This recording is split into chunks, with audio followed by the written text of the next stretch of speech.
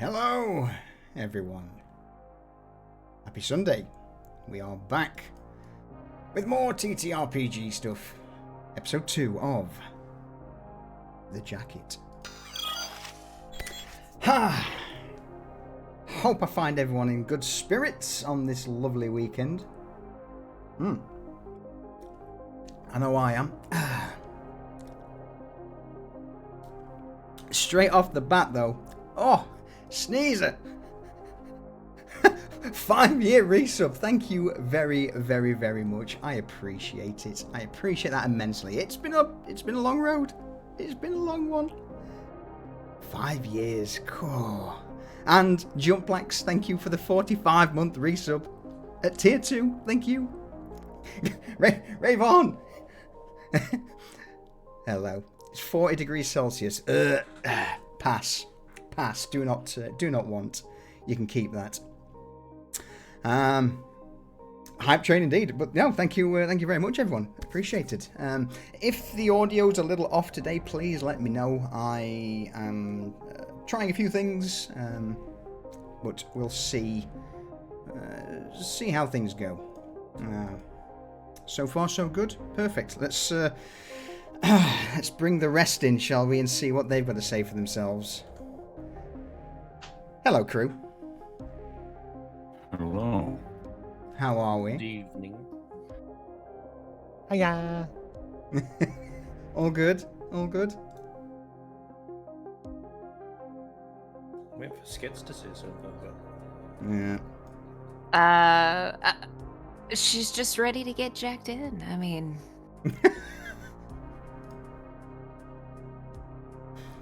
Better to be jacked in than jacked off, am I right? Wait. it depends on who you are.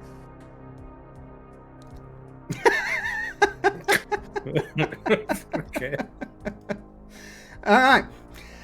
Well, with that said and done, shall we dive straight into today's session? Cast your mind back to last week, where we began this foray into the dark dystopian future of Cyberpunk Red Edgerunners. We met the crew, and the crew being a techie by the name of Spec, incredibly bogged out with his 3 red-eyed lenses. Jericho, your I was going to say average netrunner, but he is far from average, and the man certainly knows his way around a port or two. Doc Black, the group's medtech, and then last but not least, Skits, the influencer come rocker girl of the crew. Ain't that right, Skits? She's a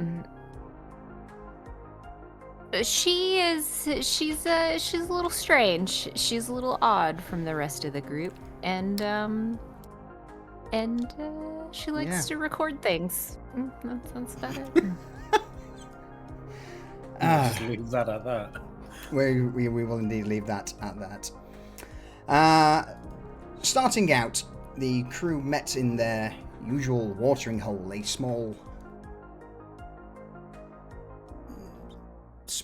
pub, sports bar called the Zion Lounge.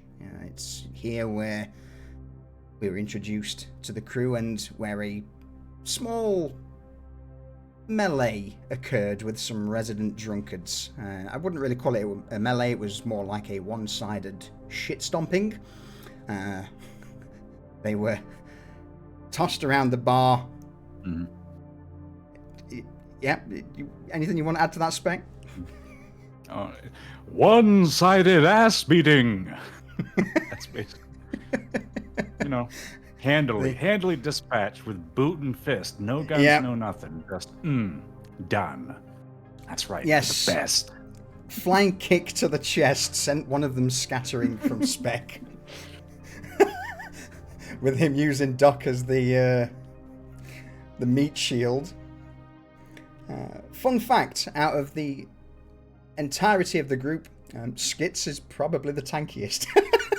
But with that small skirmish over with, you were all passed a contract, some deets from a fixer by the name of Dakota, a nomad from out of town, to basically go and visit a gentleman in the Badlands at a place called Honest Stan's Self-Storage,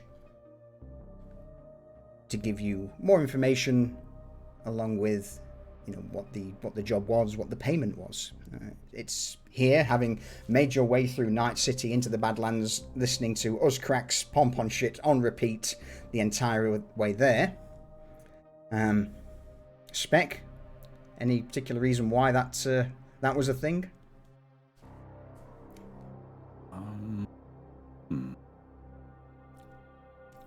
Well, you know, I'm drawing a blank. I literally just had a brain fart the moment. Yeah, so, like, so because basically, we thought it was funny. A, because we thought it was funny, and B, Spec is a huge fan of the band Uzzcracks. A closet fan to most, but sadly not to the rest of the group. And for you guys in chat as well. Upon reaching Honest Stan's storage area, a skirmish erupted between some yellow-jacketed individuals from a company called the REO Meatwagon Corp, or Incorporated. It didn't take long for the crew to dispatch them, and eventually having a chat with a gentleman by the name of Falco with regards to what the actual job was about. And it's here that the crew learned the job was basically a glorified courier, a glorified pickup quest. Specs needs a brain defrag. Hey, Night Fox, how you doing? Honestly, Spec already started drinking. So. Alright, so basically the mission that was handed by this gentleman called Falco was to acquire several items. A yellow jacket, similar to the ones the REO Meatwagon Gonks wore, with a green and yellow ER emblazoned on the back, along with a pistol and 2 submachine guns. One pink, one black. Having this task now good to go, where do you start? No one knows. Haha, funnily enough, MacGuffin turns up in the form of a handheld tracker. Something that one of the REO gonks had on their person, which occasionally lets a ping out in the direction of this yellow jacket that you guys are looking for. Convenient, handy, absolutely. But it doesn't ping very often. And it doesn't exactly give the most interesting, or should I say, not so much interesting, but it doesn't exactly give you a pinpoint precise location of where to look, just the general direction. With that said, you guys jumped back in the Menace, which was Spec's jury-rigged, ramshackle ex-riot van, and made your way... State of the art. State of the art. Made your way back into Night City. The ping led you to a diner. A place called Tom's Diner, one of the first, the OG of the Scott Burger and other delights that Night City entails. But it's here that you came across the aftermath of a gunfight, a battle of sorts. And having quizzed the inhabitants of the bar on what exactly happened, it turns out that an individual with wild red and blue hair on a motorbike came in, had a altercation with some corporate agents before shots were exchanged, and the man jumped on his bike and set off. Following the clues and the trail, you ended up in an alley where a couple of young kids were in the process of stripping a bike down. 2 shots in the back of it. One from Falco, and another one from the agents who were chasing him. It's here where you, with a little bit of hacking from Jericho to check the cameras, found out that this man was, or the man with wild red and blue hair, was a member of the Valentino gang. And having dumped his bike in the alley, set out on foot with 2 agents, most likely of Arasaka, chasing him. Where do most Valentinos go when they need to lay low for a while? Well, the El Coyote Bar. And that's, if I remember rightly, where we ended last session. We did.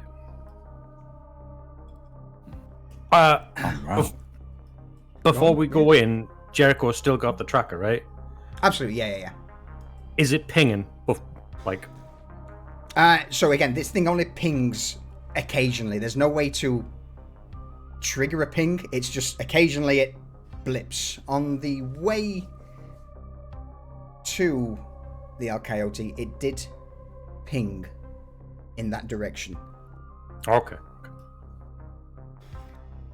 So, with that said then, the menace arrives outside El Coyote. You all disembark, begin to make your way down the side alleys before eventually reaching the bar itself. And it's here we'll pick things up. Welcome back in. Good to be back. Alright. So, like most bars in Night City, El Coyote Gojo seems to be like any other local bar. It's full of people who aren't even anywhere near the corporate ladder, much less a rung on it.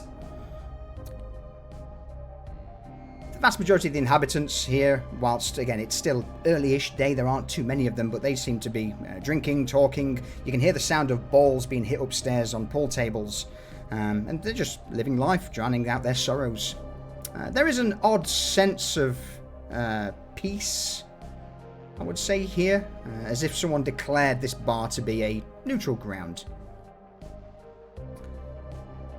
You're sure someone's spilling blood somewhere nearby, but they are definitely not doing it here.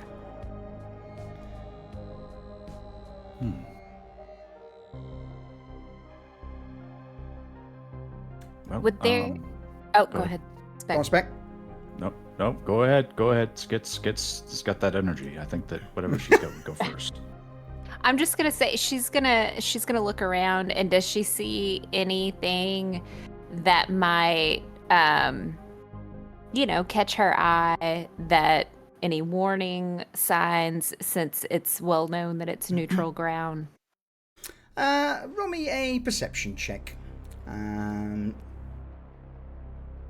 Jericho. Roll me a perception check as well, if you would be so kind. Cool.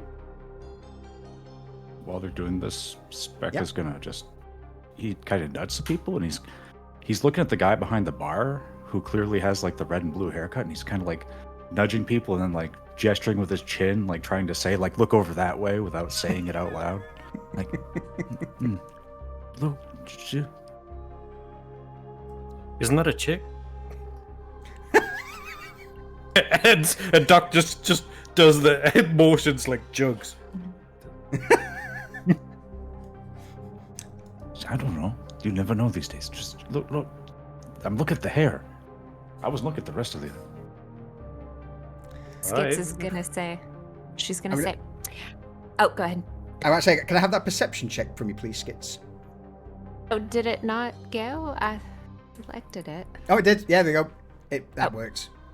I think it may be the pop-out thing that's a little slow sometimes. All right. With that, Jericho, I'm going to go with you first just to mention something. You see an individual close by to the door. As you walk in, he looks up, sees you, his face pales, and he immediately sort of covers his head, pulls a hood up, ushers his can of smash closer, and tries to turn away from you discreetly. Skits, as for what you see, nothing too much would really catch your attention. Off to your far left, there seems to be a woman on her own, spread out over one of the leather chairs, offering a bit of a scowl towards the group as you enter, a brow arched inquisitively. She seems to be trying to suss out who you are, what you're doing here. The barkeep, a woman with bright blue and red hair, is stood polishing a few glasses before cracking the top of a bottle, pouring it into the glass and sliding it down the counter towards another gentleman. And it's here where you would notice in the far corner of the El Coyote is a group of 3 individuals. One of them quite a large, imposing gentleman, and then 2 more Valentino-looking gangers.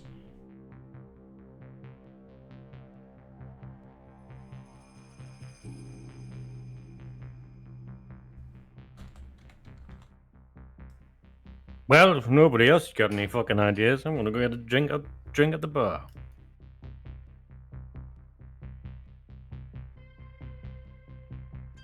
Skits is going to join him before she walks off. She's going to say, "Time to overclock and blow some fuses."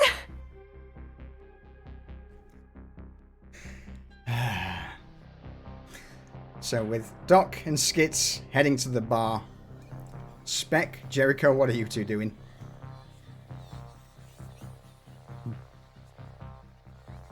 You go first, Spec. Spec is going to kind of like put his arms to the side like he's trying to act tough. And he's going to walk towards the bar really slow, looking at everybody, like not focused on anyone, just kind of looking around at everybody and on his way up there to take a seat. So it'll take him a little bit to get there, but he's going to go. On your character sheet, where it says reputation on the left, there's a little smiley face called a face down. Just roll that for me, would you? I'm sure that that's not going to go well. Oh, I forgot to pop it up. That's part of my consternation. Okay. Smiley face. Yep, on the left.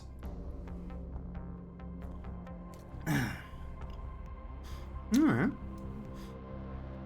12, that's not bad. So, by all means, carry on. We'll see if anything comes of that a little later on. So he's going to progress, like, bit by bit, just taking way too fucking long. He's going to stand in the asshole spot where you're not supposed to stand at a bar. And he's just the person over the counter is going to be like, "Nice night for a ride, eh?" The woman behind the bar, as she's just popped open the top on one of the bottles, just flashes you a quick glance. Yeah, sure. What do you want? I'll take a double bluegrass. Yeah, what he said.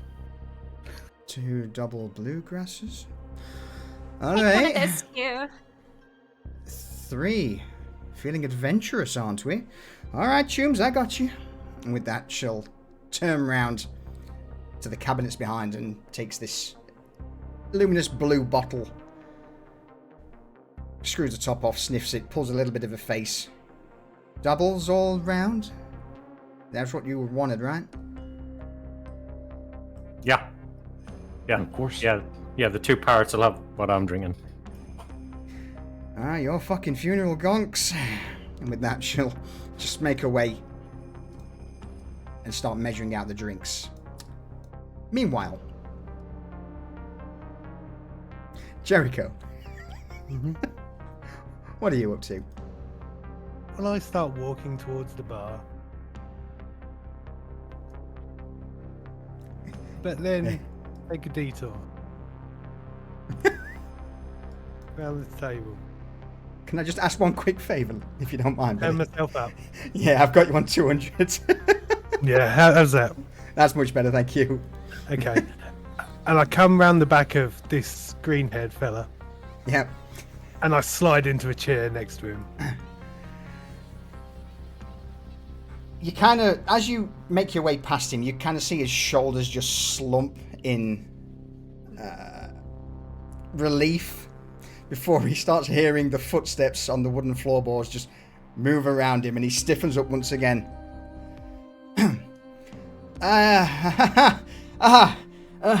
Jericho! What's up? June, what's up, dude? How are you? Yeah, all good. Yeah, all good.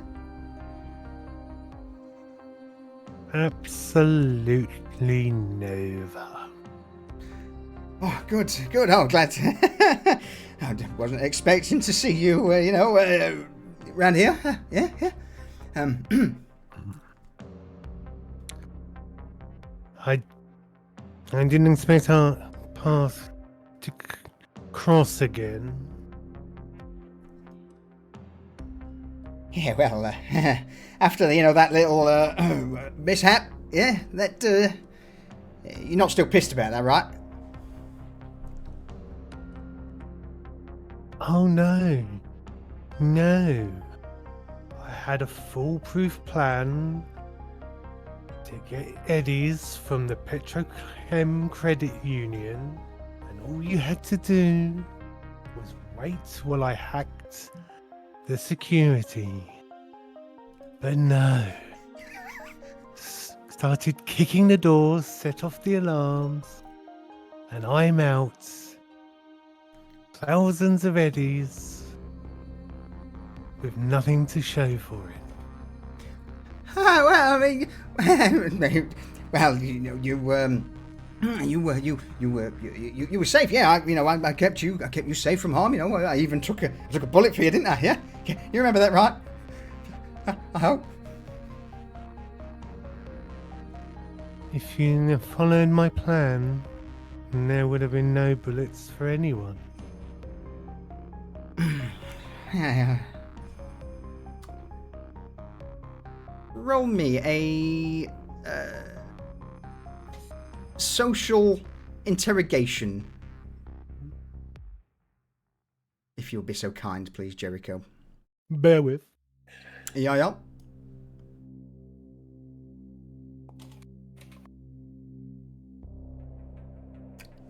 He's pretty easily intimidated, even with that. It seems the worry plastered across his face. You would see a bead of sweat starting to drip from his brow as he takes the can of Smash, has a sip out of it before putting it down on the table, clearing his throat. So, look, we're all right. So it's rare for you to be here. Guess you're doing some work for Otto, or are you here on other business? Anything I can help with? Honestly, anything at all, I'm your man. Now that is exactly what I wanted to hear.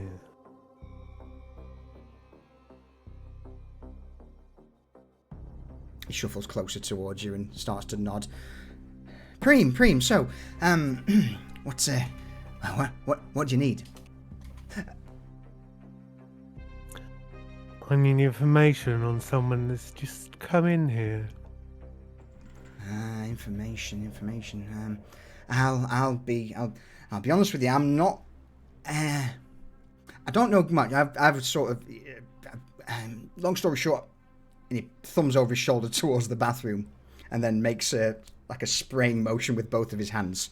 But see the big lad over the back. Name's Jackie. He's the man you need to speak to. In fact, you've probably heard about him before.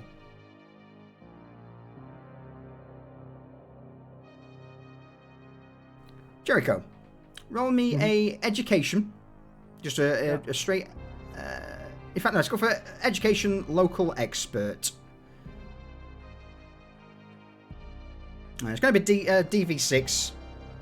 Because for your, like, holy shit. Holy shit. I think I know who he is.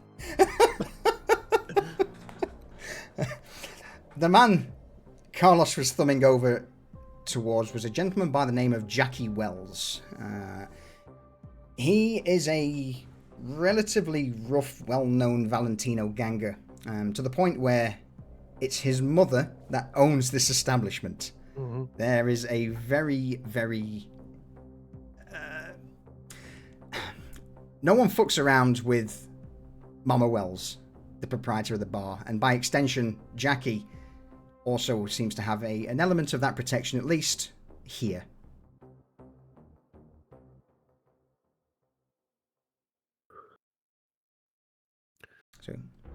So, He's Mama Wells's son.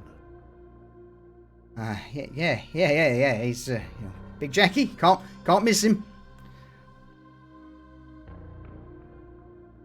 And you're tight with this man.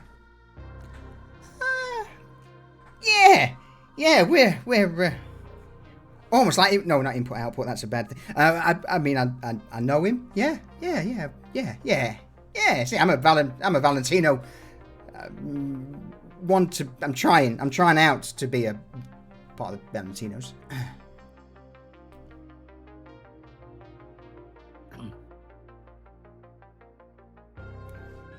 Maybe you could introduce me. Oh yeah, I mean that'd be easy. That's pretty. Come on, let's go and have a. And immediately, Carlos stands up, and just as he sets off from the table, he'll stop, turn around towards you, Jericho. Oh, one last thing, if possible. Since bygones, all that. Any chance you'd be interested in earning, say, 100 eddies?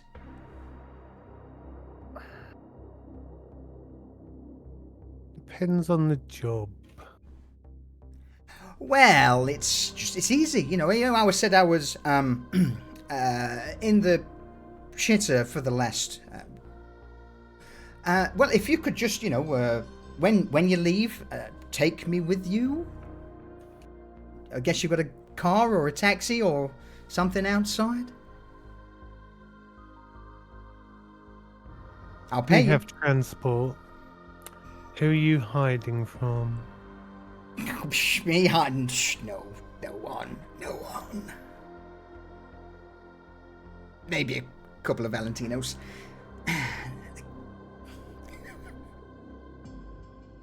It all depends how receptive Mr. Wells is over there. Another bead of sweat begins to fall down his forehead as he nods and then motions towards the corner for you to follow, Jericho. Meanwhile, whilst this conversation's going on at the bar,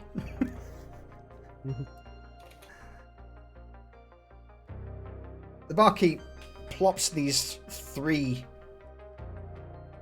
large tumblers in front of you, Doc. Anything else, or is that all you want, Chum? No, that's Nova. Just yeah, that'll be it. And he looks at it and he's like, sniffs it. Like, is this fucking battery acid?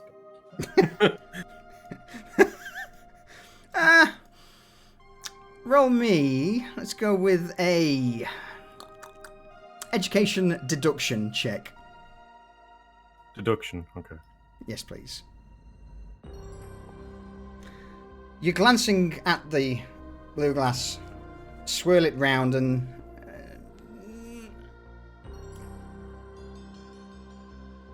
it's not neat. Almost like it's been slightly watered down with something. Chum's going to get more out of a bottle.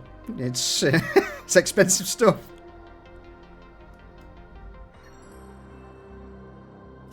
Don't hit the player, hit the game.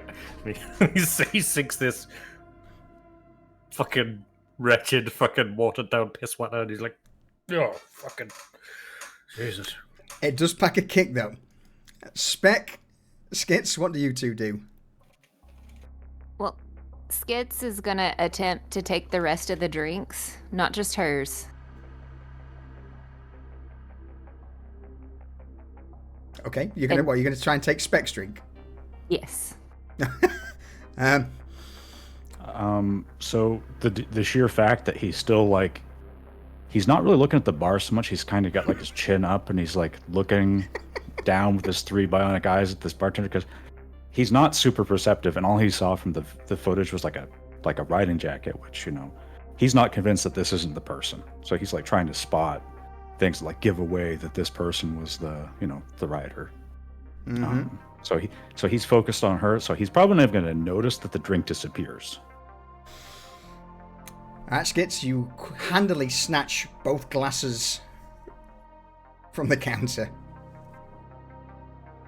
She's then gonna take those and head over to this table. Alright. And she... Oh, go ahead. This sounds about at the same sort of time that Carlos and Jericho will be turning up. So, before you get there, I'm going to say here,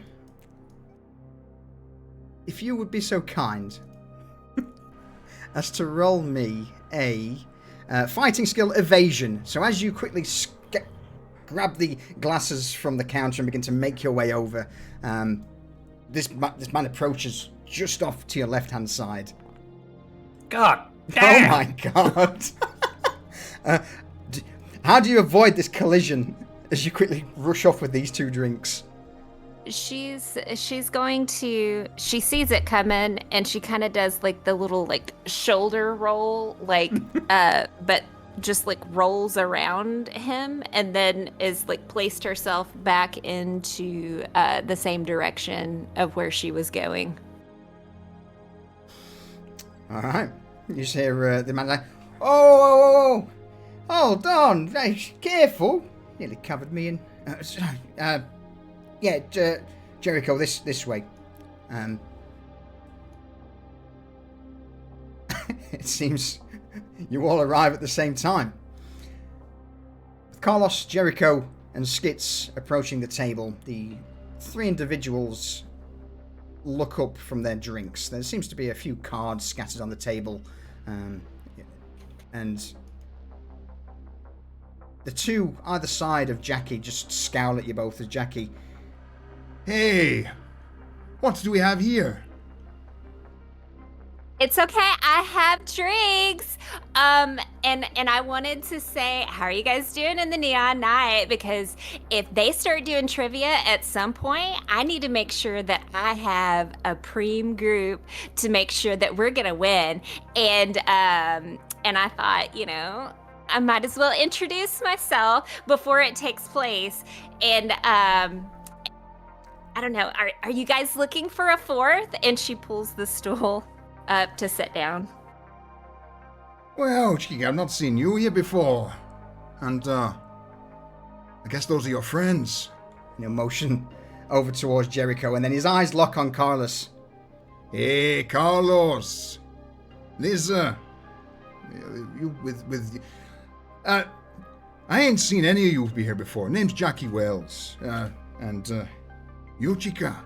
You know, motion towards you, Skits. Yeah, so when does the trivia start? No, what's your name? Jackie, and you? Oh, I'm Skits. Right, Skits. And, Carlos, you want to introduce me to your friend? You know, point towards you, Jericho. And I give him a little shove in the kidney. Right, Jackie, this is Jericho, runner. He's done a few jobs for Orta in the past, and well, he's a good egg. Get it, egg. And he'll point towards Jericho's head. He smirks, catches the laugh, and then right. Not sure about her, but yeah, Right, well, Carlos, why don't you fuck off, and me and what was your name again? This is Jericho. Right, Jericho. Take a seat as well. I guess you're all here for business, so welcome to the El Coyote. You look like you've got a story to tell, both of you. As for, You look at the cards on the table and towards you, Skits. Trivia. More like blackjack at the minute, but, might not be a bad idea. Oh, well, do they allow 5 for when you guys do trivia? Most of the ones that I do only allow 4, but I mean, if you allow 5, more brain power. Right. And, hey, you got me a drink already? You look towards the drink on the table. Points towards it. Yeah, I brought these over for the table. I don't know what it is, and I haven't tried it yet. The woman sat alongside Jackie glances over you, Skits, and then towards Jericho. So, Tunes, not seen you around here often. In fact, she'll point towards you, Skits, not seen you at all. You, Jericho, good to see you again. Greetings.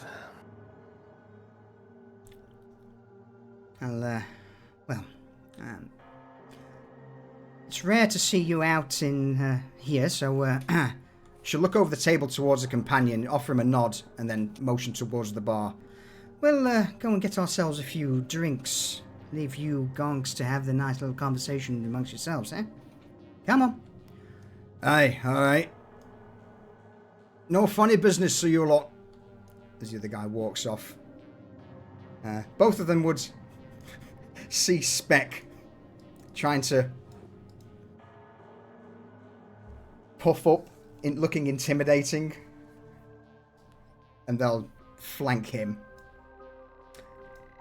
Meanwhile, at the table, the conversation's pretty much down to you guys as this large man scoops up one of the drinks.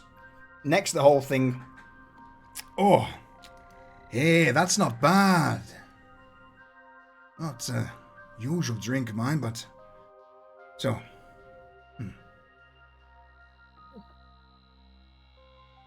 What y'all here for?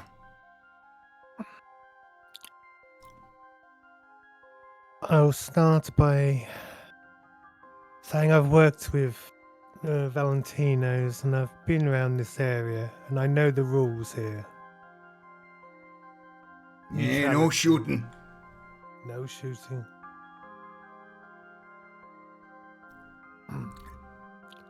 And, but I'm not going to lie to you. We're here on a job to recover something for someone.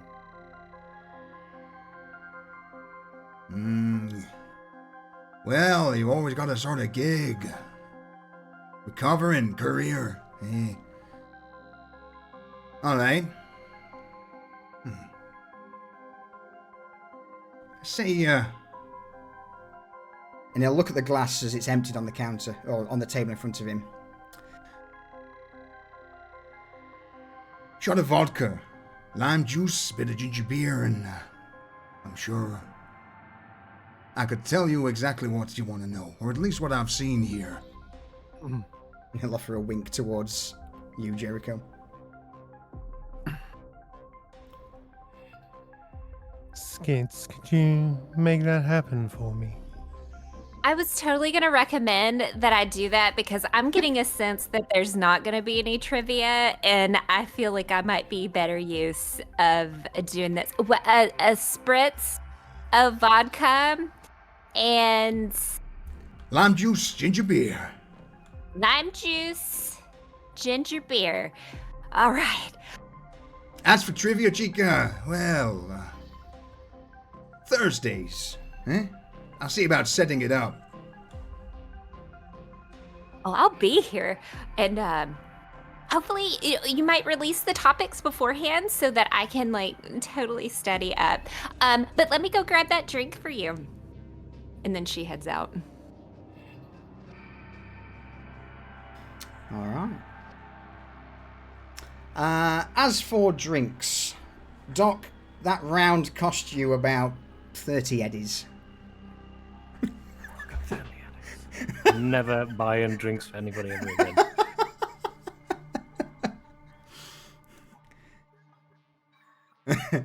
All right, so Carlos and Jericho will We'll come back to you guys in a brief moment. Anything happening at the bar? Anything of interest?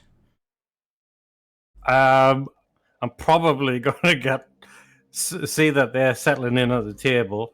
Jericho seems like he's doing something. So I'm probably just gonna grab Spec by his fucking tanker's helmet chin strap and be like, "All right, I know. Stop looking like a fucking gunk. It's not the person we're looking for." I'm working a lead here. We're looking for a guy. She's got tits. I'm just saying. It's not it, man. She just zips him up, like, you don't think? Yeah. Okay. Why don't we ask her? And he grabs Spec by the head, turns his head to her. Chica, they inflatable? Yeah. No, honey, these are all natural. It's like how they put meat in a can, they just compress it. I was thinking just, all right, I see. Why? You lot looking for someone? Something? Because, I just like your hair. Oh, do you? Well, I mean, I may have liked what's under there, but, well, what is that you have on your head? She'll just cock her head to the side looking at this tanker's helmet on you, Spec. I've not seen many people wearing that around here.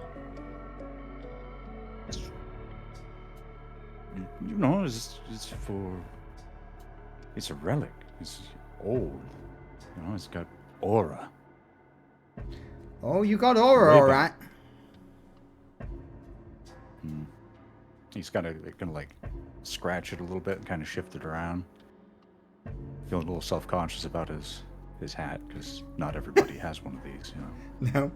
Well, it's just, it's just like anything else. Gotta have style, gotta have your own look. Can't be like everybody else.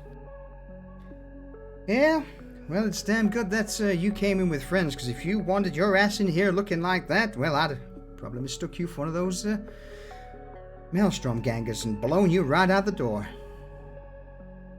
Oh, yeah, well, that would have been a mistake, it's understandable, things happen.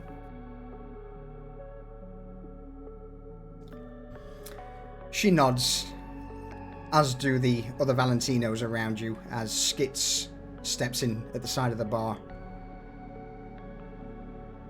Yeah. Was that a word, or are you just screaming there?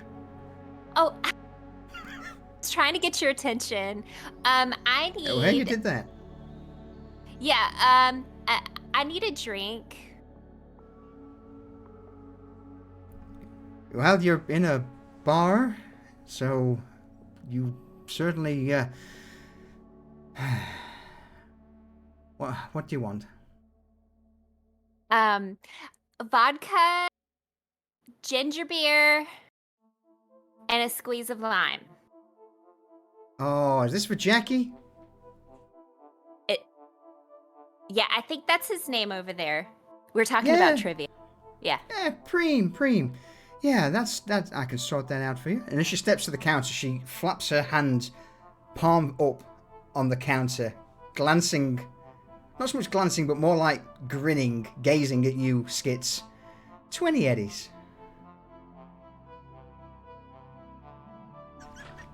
Spec's gonna look up. Well, pay the lady. Here you go. Or that she wires it, or yeah. However, yeah. A quick flash at the eyes, you to the barkeep. As 20 eddies is transferred from your account to the El Coyote, and she grins, flashes you a quick thumbs up, and then just reaches under the bar and drops it on the counter. Well, would you look at that? It's almost like I can hear what's coming. Thank you. She slides it down the counter towards you. It's almost like you have them on standby. She flashes you a quick wink, Spec.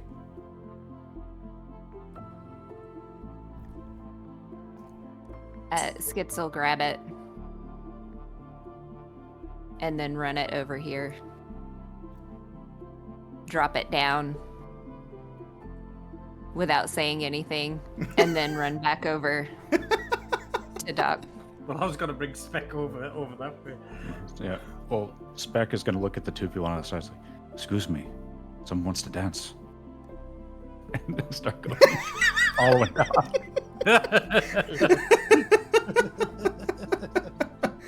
They are left almost dumbfounded. They just look at each other, look back to you, Spec, and shake their heads. Seeing that you're heading towards the main table, they don't interfere. And he's gonna start like with his arms doing like the tango as he's walking completely out of sync with the rest of his body, just like obviously just being a complete D-bag. He's gonna go around like a little semicircle around where Doc's at.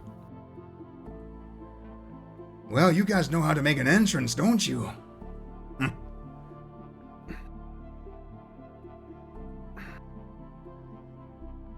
Hey, you know, you gotta have flair, right? Hey, that say you that. have. But I probably just need another hit. Is that a hint? You know, later. He's just gonna kind of like lean in a little bit. It's like, you know, I got Eddie's if you got stuff, you know, just later, Right. though, later. Right, okay. Priorities. Game face, and we'll turn to Jackie.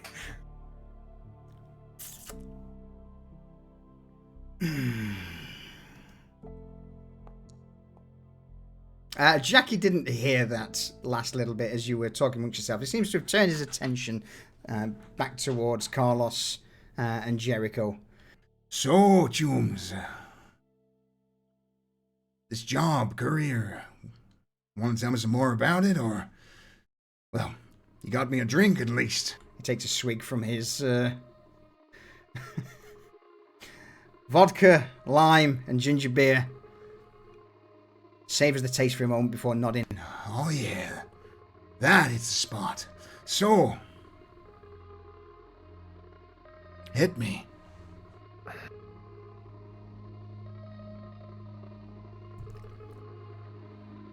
We are after a possession of our clients. We have a tracker on said possession, which last pinged in this establishment. We were following the current possessor, and we know what he looks like. Right. So sound like some gong stole something that you're looking for. What's it look like? I'll see if I can help you where I can. He was wearing it. A yellow jacket. Much like the meat wagon's colors. Well, I ain't seen no yellow jacket. Anything else? He has blue and red hair. In fact, and I eject a shard from my neck and hand it over, where I've got a picture from the CCTV image we took. Jackie will take the shard. Roll me. You can either go for... so I'm going to ask for either a...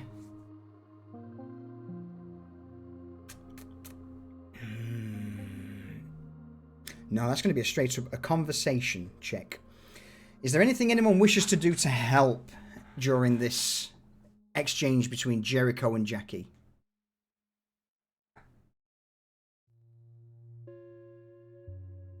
Hey, help us out. We might be able to make it worth your time. Besides, go on. No, go ahead. I was gonna say, besides, we ain't the only ones asking, and we're definitely the nicest ones asking. Just saying.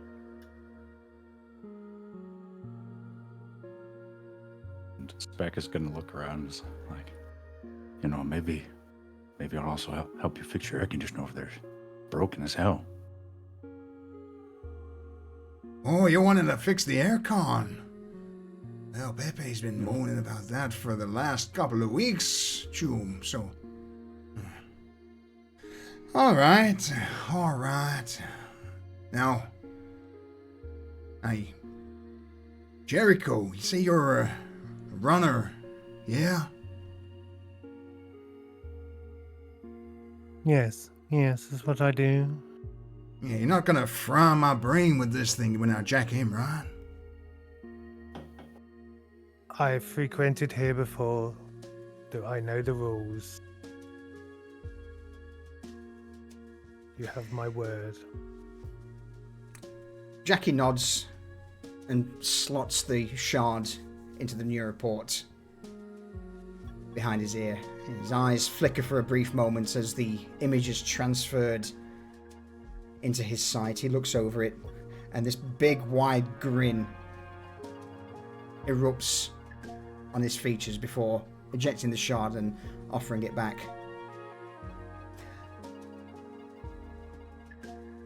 All right, I see who you're talking about. I'm gonna need. Let's go with a. I'm gonna need a DV 13, so 14 or more. In fact, due to the help, I'm gonna drop that to DV 11. Conversation check from someone. No. Yeah. Do you want to burn any luck to add? I might do. Maybe. You have up to 8 points of luck. So if you put that in the little drop down. No, why not?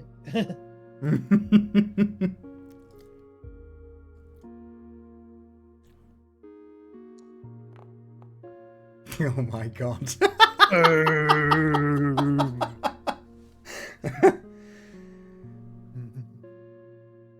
Well, Chooms, that's a picture.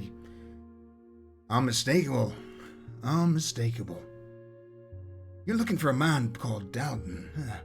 Decent mechanic, but, man made a huge mistake. See, this other gonk in the Valentinos decided to make a fast buck by stealing from Gustav Orzer, fixer. Dare say you know him, huh? And a nod towards you, Jericho. I give a brief nod. Well, anyway, long story short, Dalton signed up to run a tech run on some heist, and, well, it wasn't a smart move for him. He got a few goods and whatnot, but, well, Gustavo figured things out. Took his stuff back, and a few of his people have been out hunting Dalton, trying to flatline him, yeah?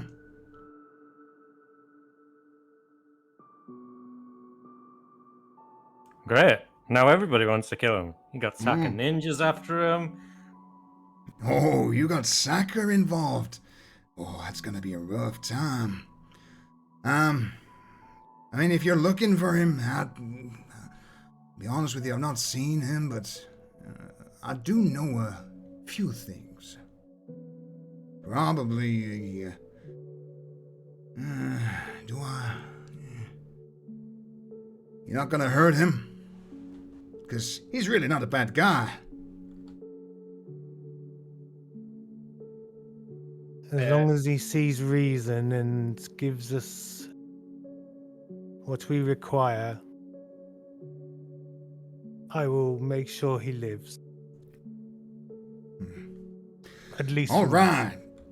Well, in that case, man's a little bit like a lost puppy. You're going to be looking for his main line. Lass, she's a Mox musician. You know the end card station, Congress Street, down in Vista del Rey? And the map blops up behind my eyes, and it's like, yes, I know where it is. Good. Well, I think her name was Spring or Autumn. Something like that, I don't know. Gustavo and I could probably guess the sacker that you talked about. Probably don't know about her, but Dalton was trying to keep her on the down low, make sure no one got involved and no one knew what's, well, I saw him. Oh yeah, I saw them smooching up quite a storm.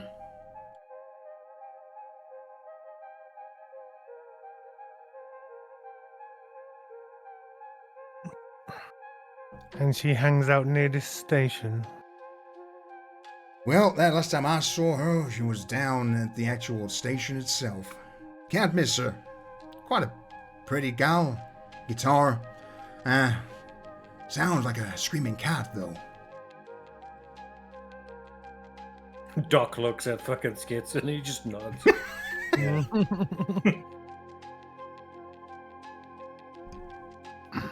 She's not paying attention. Like, she's got, like, just kind of, like, just looking around, though she didn't see it. Roll me perception check, Skits, since you're glancing around. Well, that's where I would start. Go find his main line, have a chat with spring, winter, season. The name of season of some sort, and probably where you'll find her. And him. Or at least a lead. Oh, thank you very much for your assistance in this matter. And as I say that, a blip goes to Jackie with my contact details on him. All right. Nice. Should you ever need a favor or my assistance in anything, I owe you one. Yeah, good runner's hard to find. Aye. He'll take his drink, raise it in a gesture of thanks towards you, Jericho.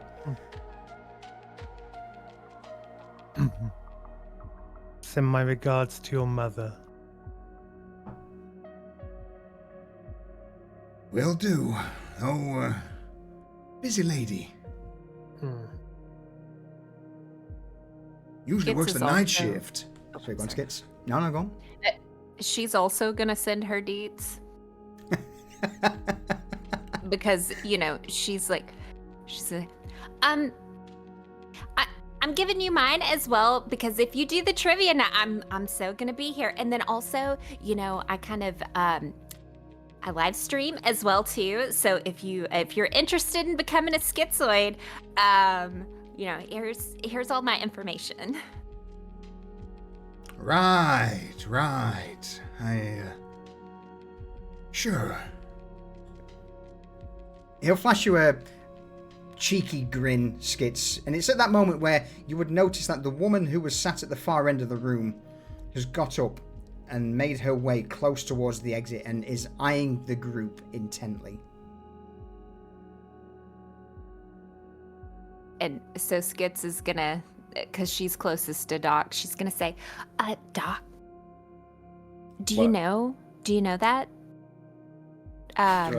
know that? Do you know? And she's pointing. She's like, do you know that lady? Like, the one that's like headed towards the door and that's like glaring at you right now. And me? What? And Docker's gonna fucking spin round. Well, it can't be me. I didn't do anything.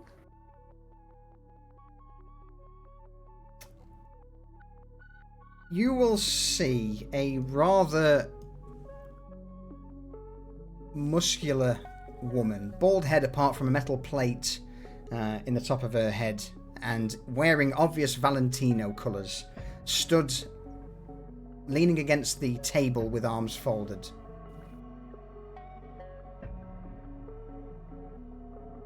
Skits is gonna yell out, did I do something to you?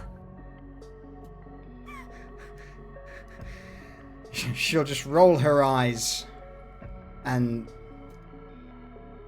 step away closer to the door without saying a word. Skits is gonna lean into Doc. Oh, sorry, Seth. Go and ahead. say, it was totally you. And then she's done. Well, if that's Maria, then,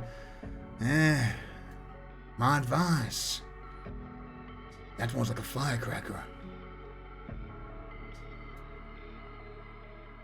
Be careful. Hmm? Right. No guns, right? Jackie nods.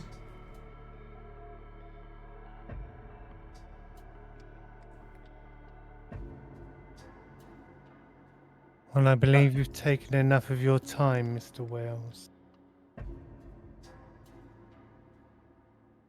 Well, good luck in whatever it is you're trying to deliver, and,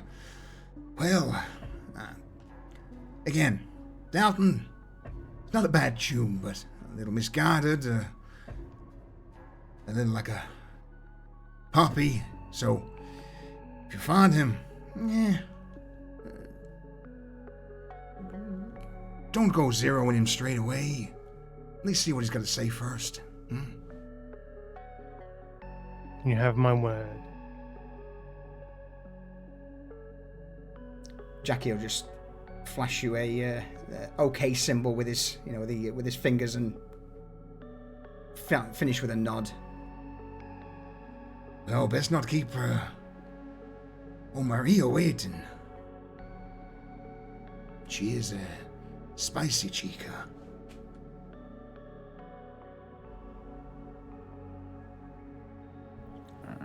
Spec is, while this conversation's wrapping up, Spec is walking over towards the aircon on the east wall. Okay. As he gets to about here, he's looking at the people on the bar and does like a little pirouette as he goes by. And then he's going to just come up here, grab a bar stool.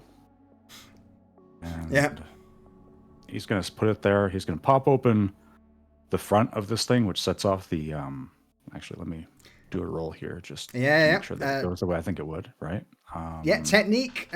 It sounds like basic tech to me. Yes. He has pretty good skill for that.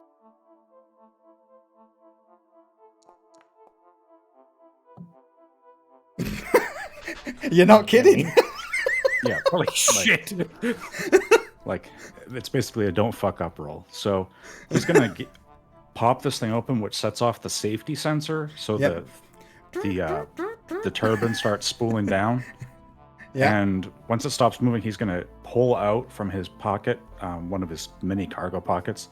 This thing, it's like a tactical baton, but it's just like a poker, like with a magnet on the end. Yeah. He's going to reach in and he's going to push what it is, it's inside of these older models. There's a power supply unit that it's a design flaw.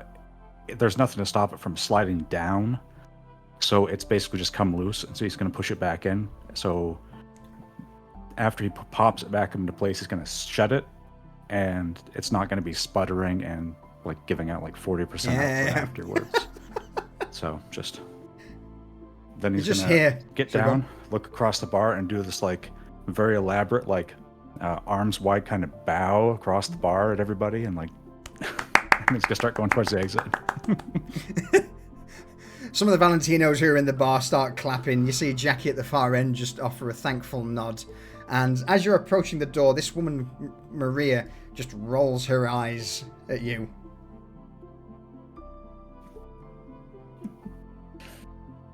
Well, what are the rest of you doing? I'm getting Skitz's attention. I'm like, all right, it's time to go. Thanks, Joe. Jackie. She'll follow behind Doc. Come on, see you all later. Drop you at the station. Oh, yeah, right. Yeah, thanks. Later, Jackie. Jackie just shakes his head as you all begin to make your way.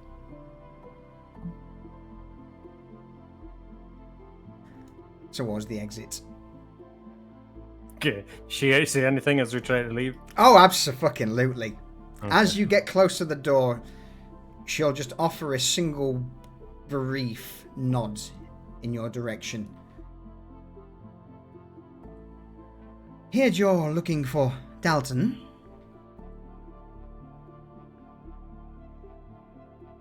What of it?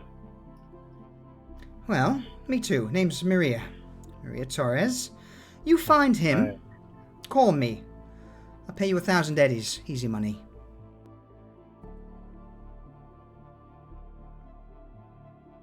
roll me, for those involved, a human perception check. That would be a social skill.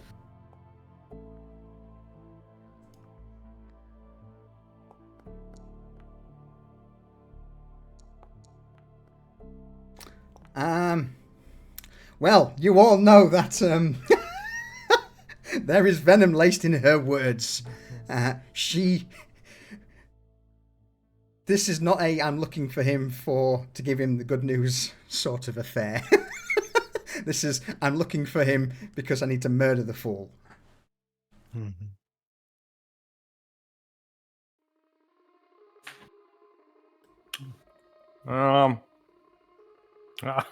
Alright, after we got what we want, I'll send you his deeds.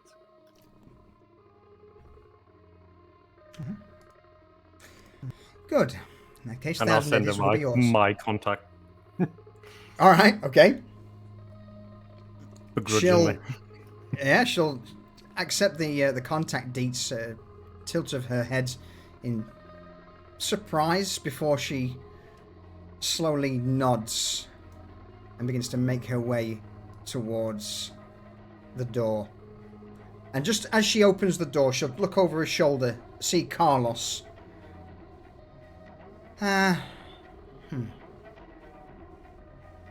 Careful with that one. And with that, Alright. she'll step out. For a second there, Dot, I think that she thought she was going to come with us, but, it'd probably be the first time she'd be in this type of van without wearing cuffs. But I keep a pair around, in just in case you prefer that. What? This is on board. Oh, okay.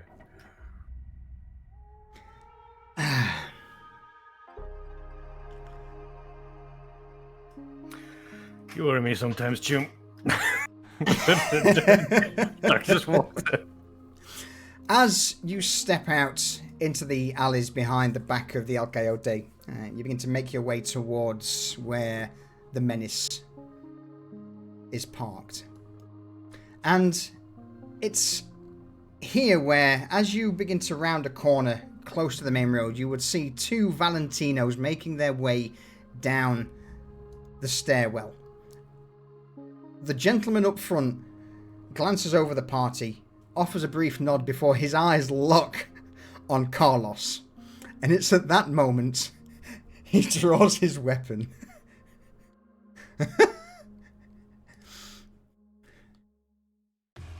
I mean, I don't see who he's aiming at, so he just pointed in our general direction. It immediately starts pointing in your general direction. Okay, my shotgun comes up and it's like, easy, Tube. Hey! Whoa! Carlos! You finally got out, did you? Good. Quarry, not with you lot? No. Just want, and he'll motion his gun in Carlos's direction. And it's here where the other Valentino, a somewhat younger lass, draws a shotgun. She doesn't point it at the group, but it's kind of resting on the banister ready. Where is the Menace in relation to us? Exactly. You would have to go sort of round. The road's not too far away. I imagine 25, 30 meters away.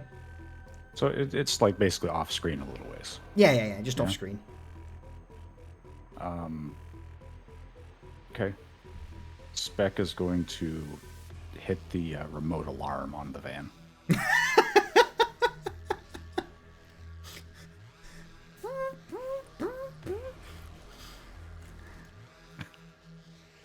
With that, oh man.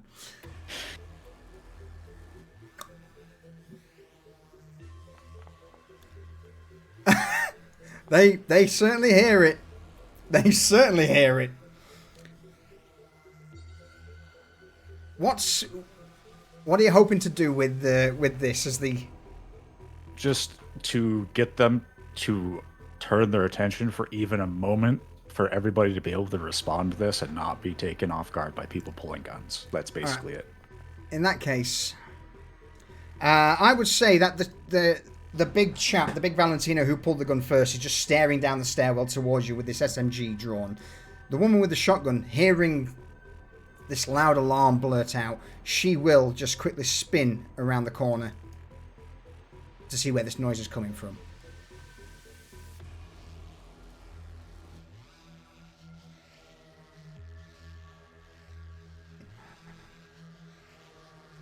What are the rest of you doing as this happens?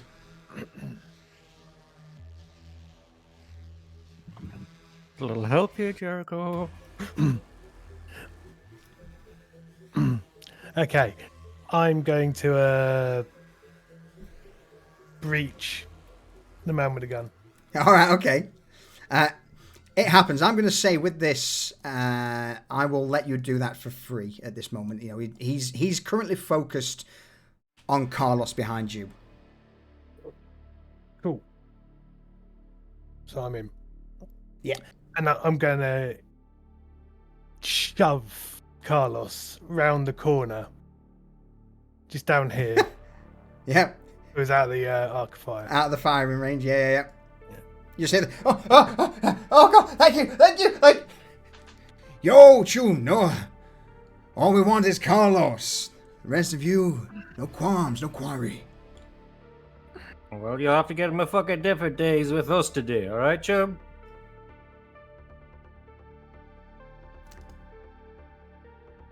He'll glance at this. The other woman, she seems to have wandered back to look over to hear the sound of the alarm. That's really close. Is that ours? Shut. Fucking. The man will start counting. 1, 2, 3, 4. Anyway, pay you guys to 50 eddies. Give us the man. Away you go. Fucking bounds. 50 eddies?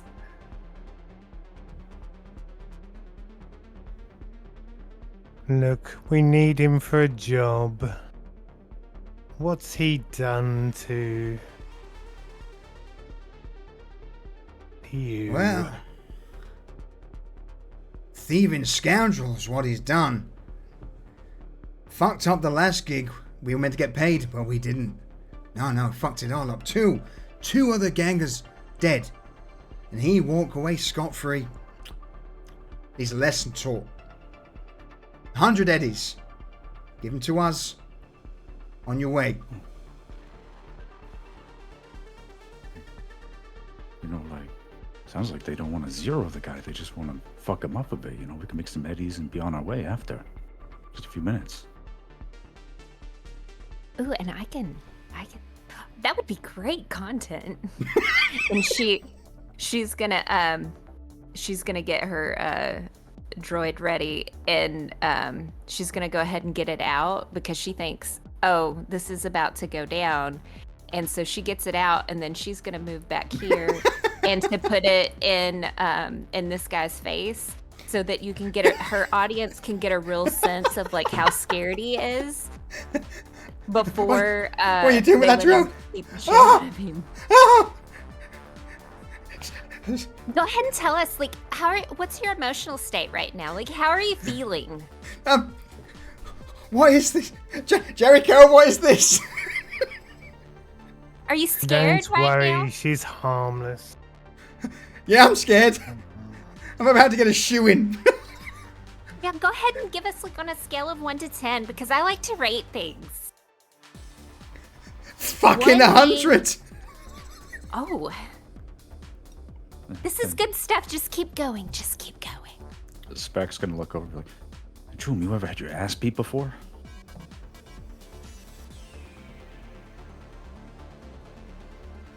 Is this to It's to the guy that got pushed around the corner.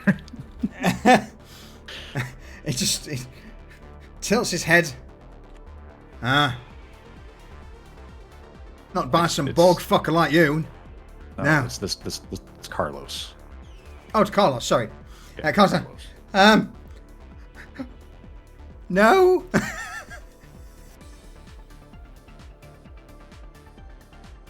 I take it you have the green light from Gustav. Oh, roll me a conversation, please. Jericho, social.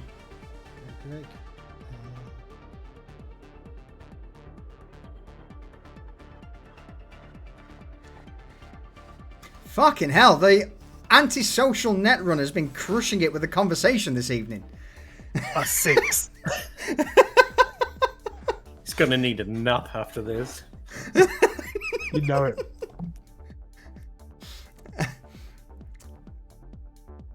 At that,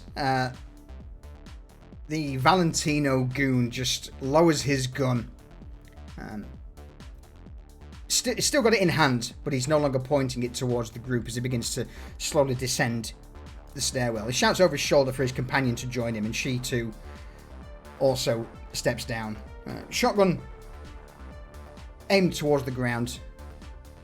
Okay, if they're not aiming at us, I'll still have my shotgun in my hand, but like, Yeah. I kind of took it under my armpit, and I'm like, all right, better. Wasn't expecting him to have some fucking hard-hitting tunes like you all, but... No, this is not from Gustav. This is more on us. He did us out of some eddies, and we just want to make sure he's fucking paying for it. He shouts around the corner towards Carlos.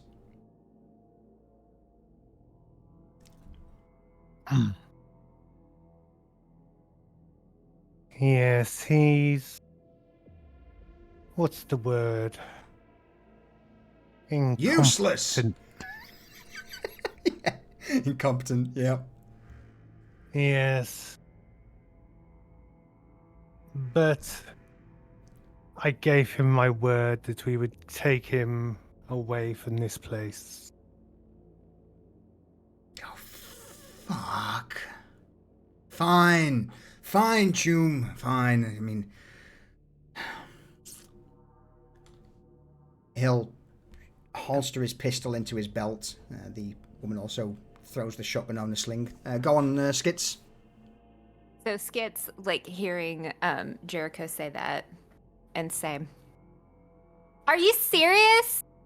I've been like, he's not gonna get punched in the face?"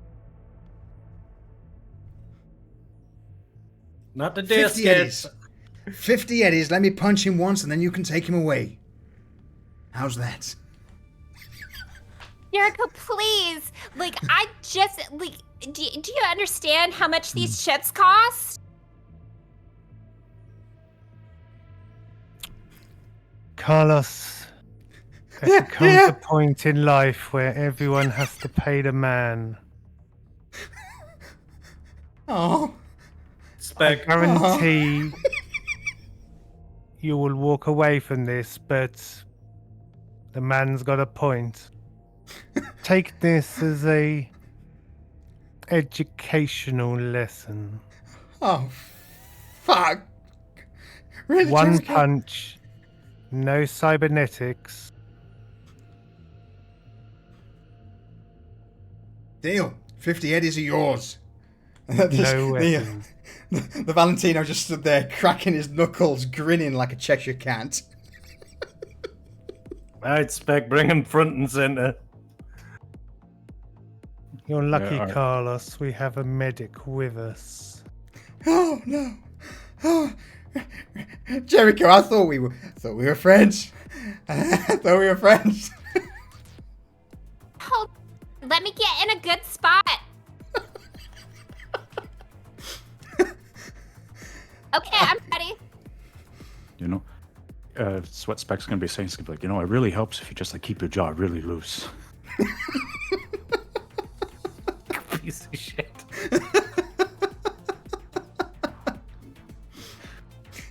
So, is anyone holding Carlos as you bring him towards this much larger Valentino goon? Spec's kind of like flanking him and like trying to make sure he doesn't like bolt, but he's not holding on to him now. All right. Let's see whether Carlos has got the balls to. Come on, Choom, he can either deck you now or zero you later. It's your choice. Ooh. Roll me persuasion. Social persuasion roll.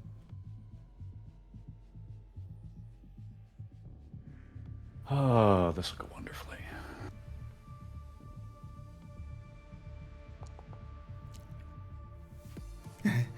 It's easy for you to say with all your fucking chrome. Oh, shit. Fine, just get it over with. It's at that moment. Hit you that hard, I'll hook you up. It's at that moment where the Valentino just arcs his arm back and just launches straight into Carlos's jaw. Boom. Oh shit! Of course you do.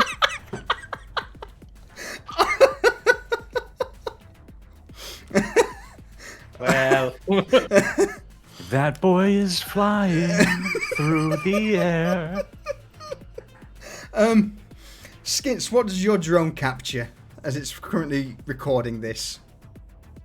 So he just punches him so hard, and you see and she's got slow-mo on as well. So whenever it hits, and you see him flying, but he punches a tooth out, and also sends blood flying, and it splatters on to her droid. And so she's gonna get slightly pissed, and she's gonna say, "Get it back up! We need to do it again! We need another." So go on. No, go on. No, we need another take, because at the end, when he was hitting the ground, the blood hit my droid. That's post-production right there. You don't even have to do any editing. But just in case, standing back up. Kids, look at him. He's not gonna do it again. We need him. No. Carlos at this point is completely KO'd. This hit was such a solid crack. In fact, that would be a crit, so that's an additional 5 points of damage. Oh, man. That's not a crit, 'cause it's not double damage, but even so, it's still a pretty hefty hit as Carlos's jaw slackens, a couple of teeth fly out as he drops backwards. His head hits the ground and lights out.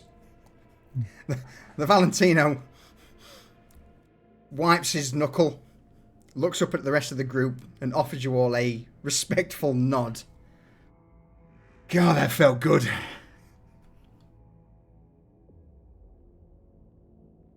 Doc's checking his fucking pupils. He's like, "Oh, fuck.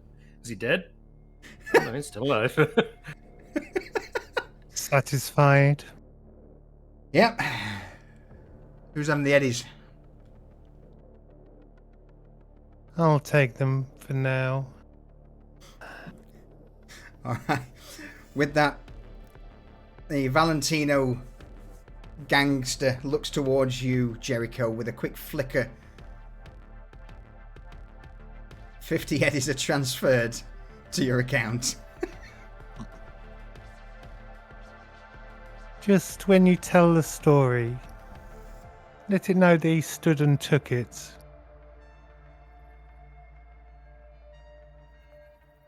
You got a point. Alright. Yeah, he did. He did. Alright, Izza, let's go. We've, God, that felt fucking good. He'll offer a final nod to the group as he begins to make his way, and the young lass skips alongside, offering you all a brief wave of the hand as she too sets off. With an unconscious Carlos. Anything else anyone wishes to do in this situation? Spec's gonna stand him up and put one arm over his shoulder so he can kind of get him to the menace. Yeah, Doc will have the other arm, and we'll just drag him. Probably better he's out for this, he's not gonna bolt on us or anything. Yeah, right. One hand washes the other.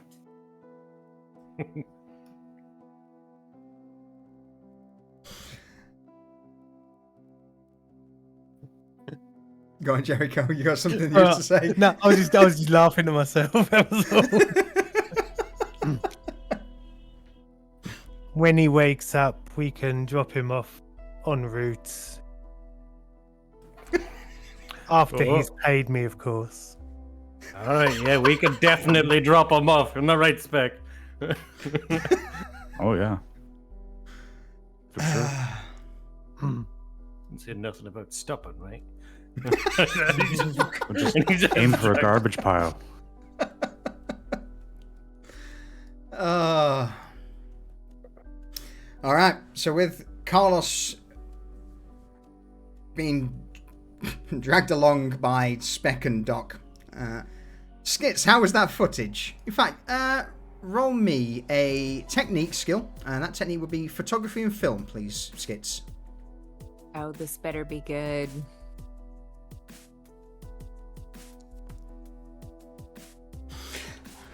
So, I'm also going to ask you to roll me. So, let's go for 4/R1D100. All right. Your feed, as it came up, immediately, 200 people clicked on. The fan base, the schizoids, tuned in as your stream popped up in their vision, just at the point where, in slow motion, this fist hits Carlos in the jaw, sending a couple of teeth flying, blood splat before hitting the camera. Donations begin to flood in. You get 76 eddies. Yes. She's also got it looped, like where he's just getting like punched in the face like several times. A week later, she'll do the remix. Multitude of comments just flying up, lol, look at that gonk, what a tool, deserved every bit. But yeah, 76 eddies are donated by the fan base at this new memeable content of this guy just getting repeatedly punched. It hits, rewinds, hits, rewinds. I love it. You think about it, he's famous now. Kind of. Let's go look back at Jericho. Jericho, we're entrepreneurs. Sometimes the eddies just roll in. Wait, Jericho didn't take my eddies just then, did he? Your bank account rate 0. You've been hacked by Jericho. No, I've got money from matey, ain't I? Oh yeah. You're double dropping on this one.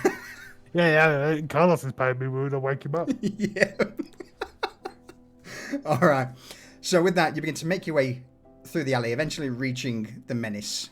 As you all bundle the unconscious Carlos into the back of the van, pile in, and I think that's probably a good point for us to call a quick refill of clock and a break. Yeah. Yep. All right. So, with the keys, or not so much keys, but with the menace fired up, you begin to set out towards the Encart station. Yep. Yeah. All right. Us cracks, pom-pom shit playing in the background, and with that, folks, we will. That didn't work because I fucked it up. Let's try it again. Ha! We'll be right back. All right. Be right back.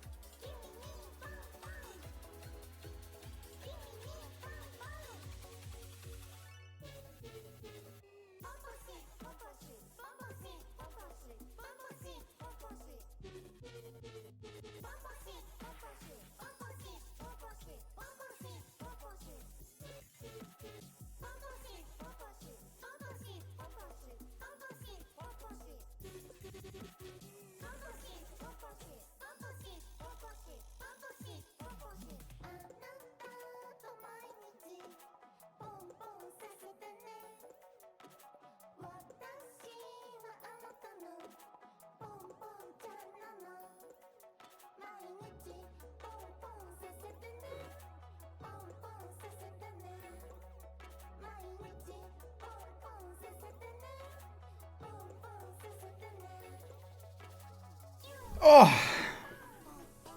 I feel like Skits needs another drone to get 2 different angles and maybe attach. I mean, it's certainly possible. Oh, dear me.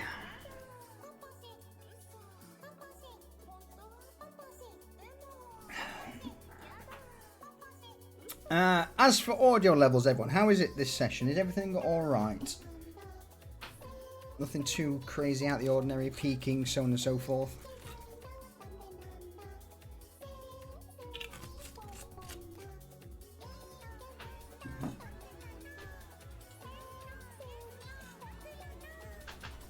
Good, thank you, Raymond.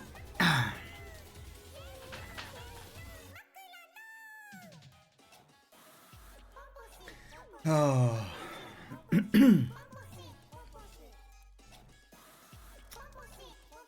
Just a chat in the bar an hour and a half later. Yeah.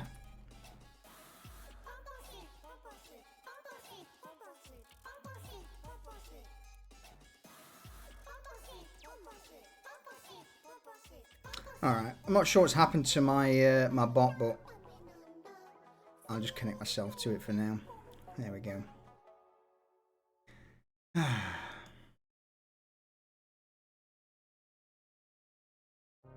Good.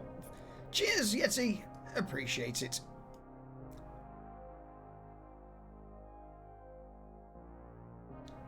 Are we all back?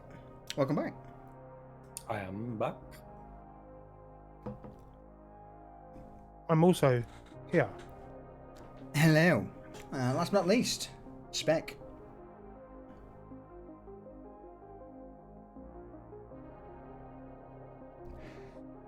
Oh, no Spec.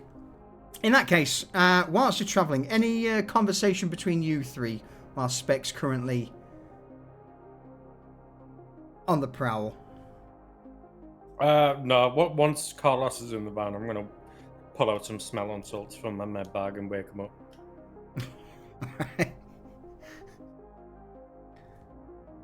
As you're wailing in front of his nose, like, Carlos immediately begins to cradle his jaw. Oh, fuck! Oh, that hurts! What happened? You fell down. Oh, he fucking slugged me good. Oh. You bit the fuck out your tongue too. Can we show him the VOD? It's really good. I think it's probably one of the best works that I have done. You transfer the video over, and it's just this loop of him getting hit, the fist pulling back, him getting hit, and he just cowers again. It's like, oh, fucking hell. Hurts less than a bullet though, doesn't it? Yeah, yes. Skits hands him his tooth and says, "Here's the tooth that came out. I don't know if you want to try to glue that back in, but I thought you might need it." It's going to cost me like 100 eddies to get a Ripper Doc to put that.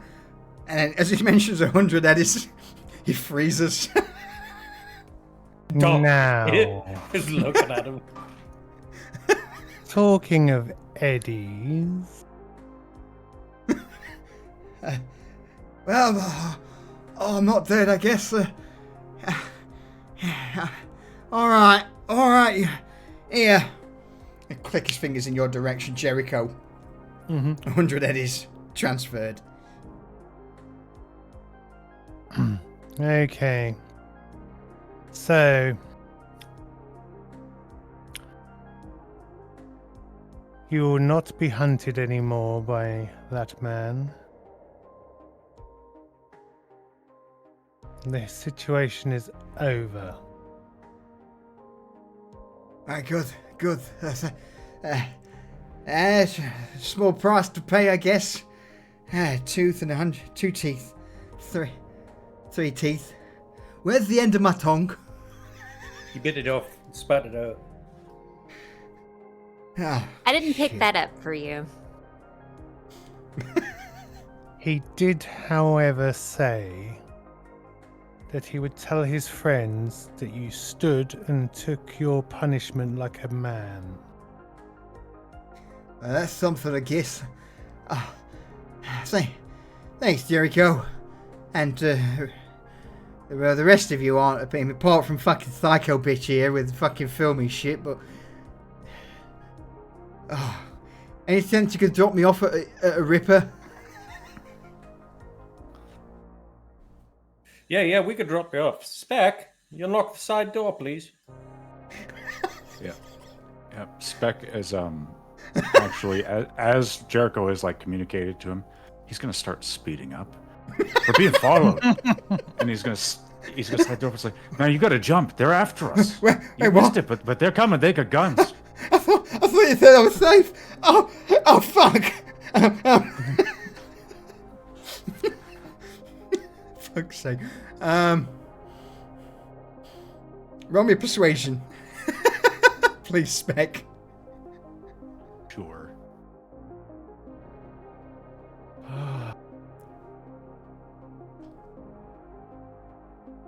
He grips hold of the side of the van.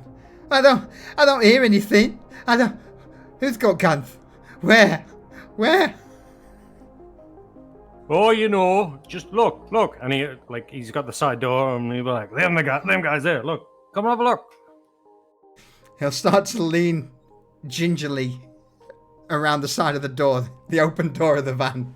I grab him by the collar and the breeches and I go, don't forget to tuck and roll and throw him at the side of the van. You would all just watch as Carlos is launched from the side of the van. Does he tuck and roll? Or That's exactly what I'm about to find out. Let's go with athletics. No. No, he doesn't. He just hits the concrete below. A mess of flailing arms and legs as he just, almost like a tumbleweed, rolls a few times down the road before coming to a stop. Unmoving. As you get further away, at the last minute, you just see a shaky hand raise up with a thumb. Still alive. Doc closes the door.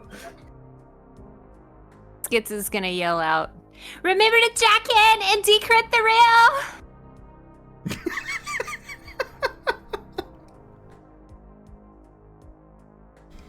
Oh dear. Complete.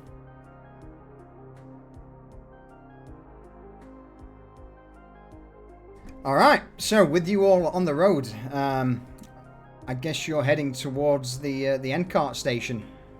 Mm-hmm. Alright. Spec, you at the wheel. You begin to make your way through the streets of Night City, heading towards Vista del Rey. Traffic isn't too bad. Nothing seems to hold you up. The lights, for the most part, are in your favor. Green. Eventually, you reach a small car park outside of the subway entrance, allowing you all to disembark from the Menace. Any other preparations anyone wishes to make, or anything anyone wishes to do before you head into the subway? I make sure Spec and myself get a blem before we go anywhere, because he, he's on the edge, and well, friends don't let friends do drugs alone. So in the back of the Menace, all you hear is as the Dorf inhaler kicks in on both of you. Skits, anything you wish to do? No, she's just gonna enjoy the ride. She's on kind of cloud nine right now with that video kind of gave her, those, what was it, 76 eddies? Yeah, Is that what it was? Yeah, yeah. so she's just like, it's only further like beamed her confidence, and she's not going to have it here, but she's mentally thinking that she needs to have a conversation with them, that they need to act in a way to get her more content. You know, because she feels kind of let down. I mean, she's happy how that whole situation turned out, but wasn't happy that, they're not thinking about her and her content. We'll have that conversation later. Jericho, anything from you? I'm pulling up the subway map on my terminal. All right, excellent. Roll me a. Let's go with educating the education skills. A live research, please.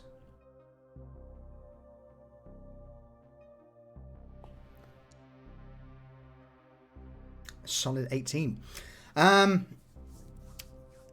Vista Del Rey, it seemed to be on one of the main loops. Is there anything particular you wish to know about either the route or the subway itself? It is quite a small station. There's only 2 platforms.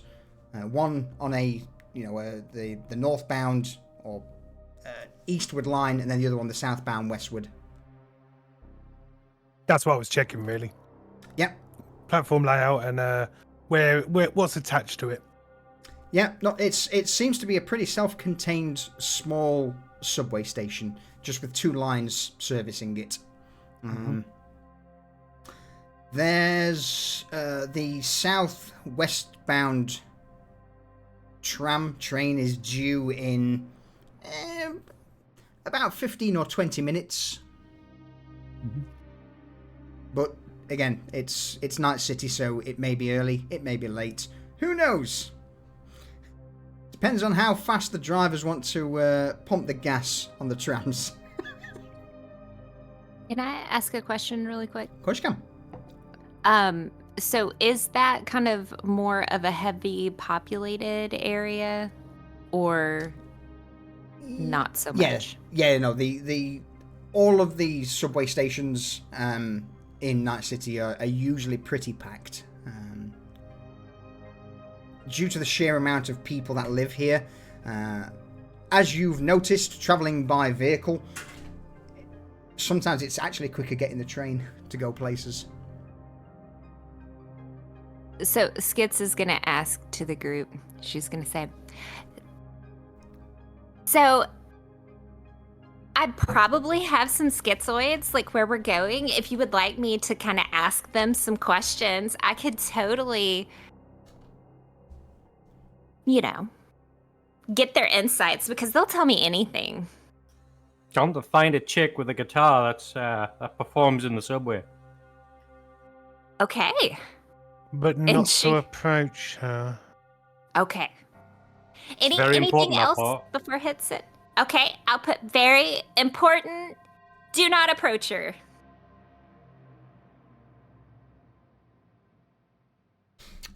All right. How does this look? What do you say to your fans? Is it through video, or is it just on a message on a instant message board? She's gonna do both, because she wants to make sure that somebody sees it, because she's not, incredibly. Yeah, she's that micro celebrity, so she wants to make sure whoever is out there is gonna see it. All right. In your social skills, roll me a streetwise check, please, Skits.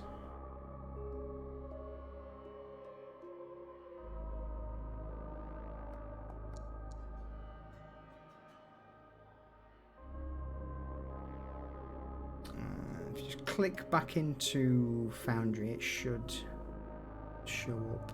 There we go. Yeah. All right, 17. As you quickly pop in front of your drone and start asking and relay this information, it doesn't take long before a multitude of messages begin to barrage and bombard your private message board. Some of them saying,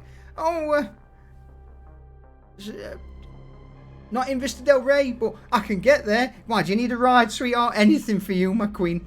And it's as these multitude of messages begin to pop up, eventually one says, in Vista Del Rey, N-Cart station, there's a chick with a guitar, far end, near the Zero dispenser.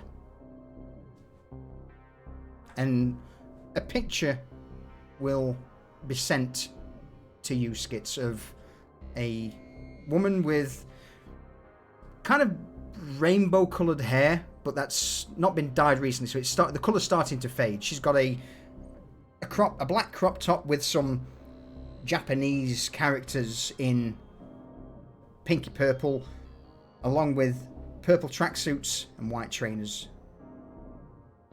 It just says at the bottom of this picture, music's a bit shit. She's gonna share the photo with the crew. And is it Jericho would, well, I don't know, hold on, I'm drawing a blank here now. Is it Jericho watching like the feed? Is he on there? I'm always on the feeds. Okay. I just wanted to make sure. I assumed you were, but I didn't know if you got like irritated by Skits' stuff and you like ignored all of them. Yeah. It's like watching a Twitch stream, but you've muted the tab. Yep, totally. I love it. Okay. All right, Rayvon, do you want to plug? Right, tokens. If anyone likes tokens they've seen, yeah, I do tokens. Patreon.com/SolutionMaps. On there. There, Rayvon. Thank you. And I feel awkward plugging stuff. It's not me. All right, so with that, Jericho, anything that you wish to add to this conversation, having seen the stream and the notice boards? So, have I seen that picture? Absolutely, yeah. Skits transferred it to everyone. Cool. So what I'm doing now is I'm enhancing that picture as much as I can, looking for a man in a yellow jacket, or without a yellow jacket, but with the red and blue hair. Seeing if he's anywhere near his girlfriend. Ooh. Why didn't you ask me to ask my schizoids? Well, no, so good. In your education skill, roll me a composition check, please, Jericho, as you try and enhance the picture. There's a few members of public, but sadly no one. It's come from a schizoid who's just quickly glanced over, snapped the shot with their optics, and then so it's blurry. Nothing jumps out at you, no matter how you enhance it. That's perfect. That's fine though, because any more like investigation by the schizoid might tip them off that we're coming. So best left as it is. Excellent. Can I just say that I love those words coming out of his mouth? All right, with that then, you all begin to make your way down the stairwell into the N-Cart station.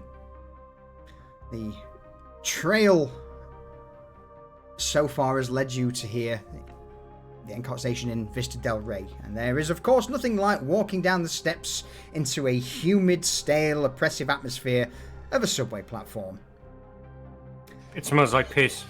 It smells like piss. It's got that odd whiff in the air of the occasional Ozone dust and the piss. odd waft of booster use. Genuinely unclean, dingy, dim. And like most subways, no matter how bright the overhead lights are, the rush of sound from the crowds and the trains combined down the tracks coalesces with the smell of people. Lots of people. It's beautiful, fragrant. It's here, though, as you step down onto the platform, with the crowds, you would see at the far end, as mentioned by one of the Schizoid fans, a woman with pale blonde hair and a few colours that have started to fade, stood at the far end next to a zero vending machine, playing a few strings on the guitar, but no one seems to be nearby listening to what she's up to.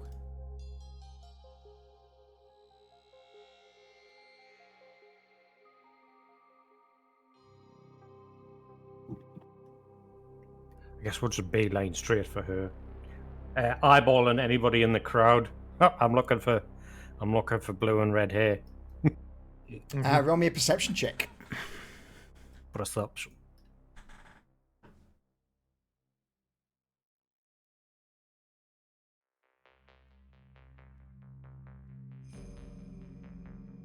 Human perception, yeah.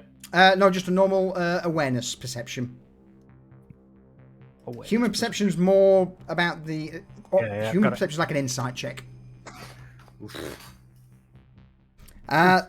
There's lots of red hair, there's lots of blue hair, but there's no wild red and blue hair in the crowd.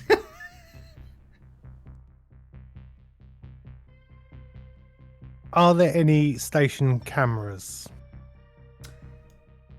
Here, there would be, but as you begin to try jacking in to the camera, it seems that it's been purposefully vandalized and pointed out towards the tracks.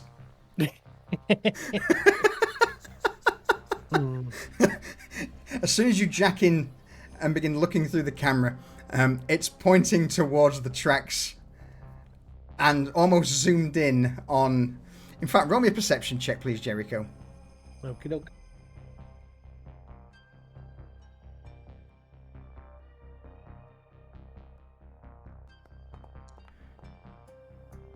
This camera has been focused and zoomed into its maximum point on a single small piece of graffiti on the opposite side of the track. The graffiti is phallic in nature, with a small tag beneath it just saying, "Get haxed, dickhead."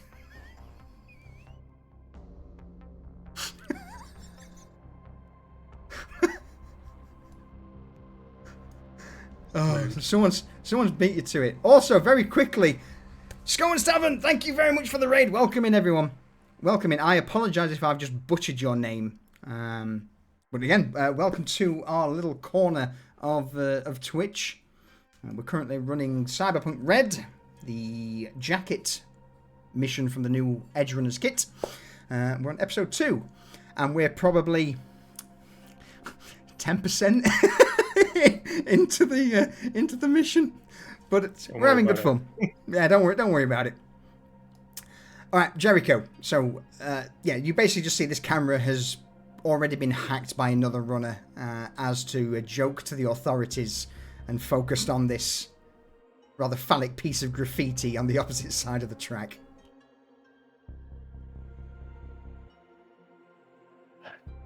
Oh well.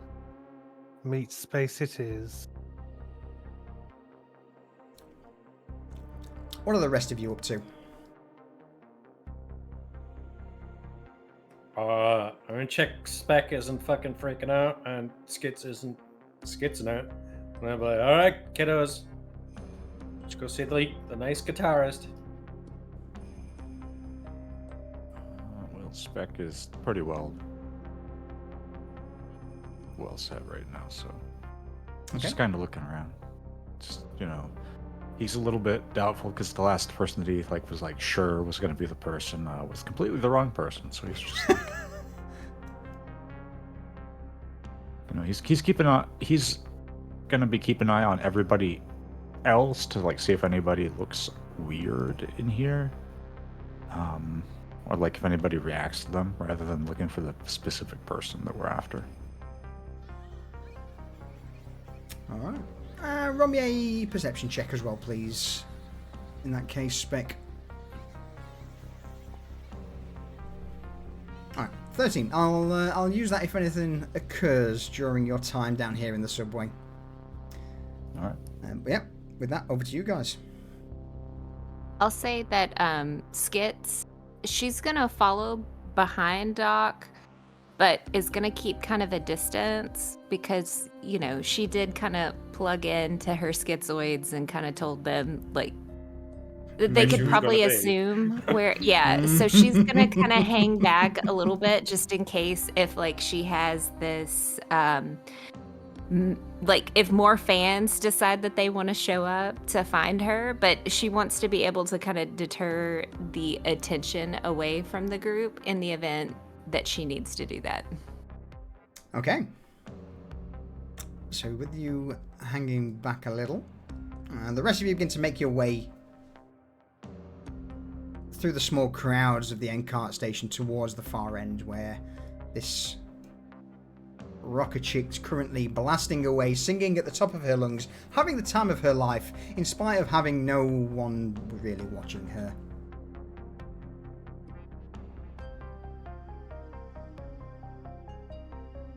Oliver, Griskin, thank you. I appreciate it. Yeah, I'm gonna tell Spec to go around to the side so we flag. Man, just go that way so she can't get away. And we're like, hey, you know any samurai? Hey! Oh. As she's currently belting out, she stops mid-strum. Hi,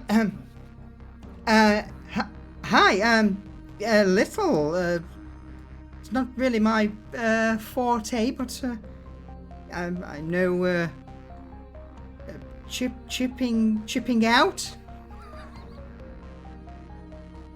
Cream. Where's your boy?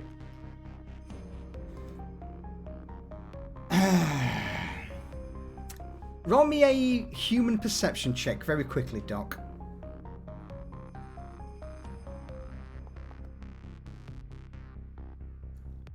You immediately tell that, you know, the music she's playing along with the Request of Samurai isn't really her jam. It seems that this is very much the flavor of the month. Whatever's playing on the hit radio stations is what she's currently trying to belt out.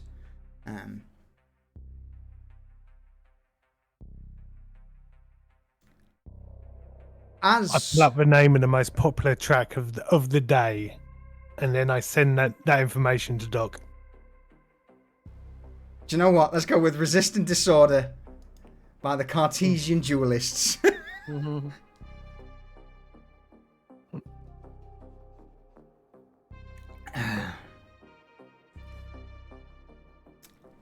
As you mentioned her boyfriend,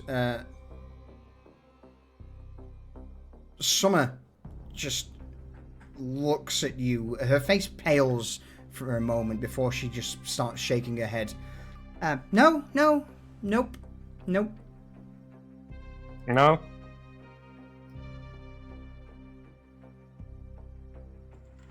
Just Ow. no. Just no. And with that, she'll start just playing with her guitar, playing a few notes as she begins to try and start singing again. Doc, look, you should help us because nastier people are gonna come and they're gonna insert that fucking guitar inside of you, alright? And not in a hole that you already have.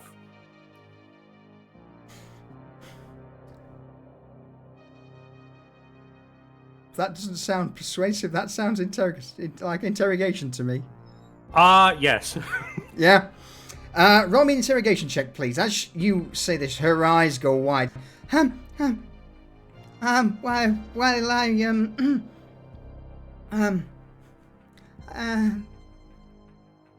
maybe if you buy one of my shards, I may remember something. 20 eddies.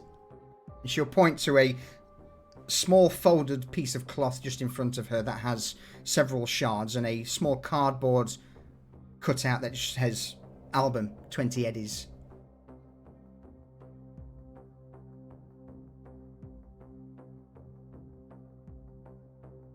Wow. Okay. I'm gonna admit, I like the hustle. No. Oh, okay. Well, I'm gonna get really close to it, but like, yeah. You're gonna tell me, you see that third line on the track? That's like 1,000,000 volts. You know what that does to a human? That will liquefy anything, any water in your body. It's very painful. With the change in tone of this conversation, Spec kind of approach and just kind of like do the same thing he was doing at the bar. Just to kind of impress that there's more than just Doc there and support him. all right. She goes even paler at this, all color fading, and she begins to slowly nod. All right. I think I understand. What do you want to know? I'll answer anything that I can. Where's he at? When was the last time you talked to him? And do you know where he's going? Dalton? Yeah. Oh, please don't hurt him. He's and she'll start fiddling around, dropping her guitar to the side and resting it against the vending machine as she sits down. Oh, I love him. Please don't hurt him. He's got a hard, soft as scop, you know. I mean, we've been together for 3 months, and he was here. He was here. About half an hour ago. He brought me a snack. Look, and she'll motion towards her left, where there's a small plastic container that's got a scop burger, a couple of cold fries, along with basically some mixed kibble of various flavors. Well, that's adorable and heartwarming. Look, if we get what we want, I'll not even have to touch a hair in his head. You know what I mean? But you want us to find him first, okay? Like, I'm not joking here. You want us to find him first. Oh, why? Otherwise, why are you looking for him? What's he done this time?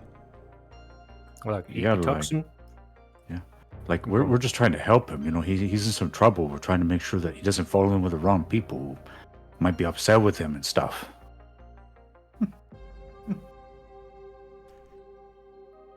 Just back, trying to distract her from the other side, like, you know, just like backup Doc, but he's not super social or like, you know, eloquent, so he's just trying to help.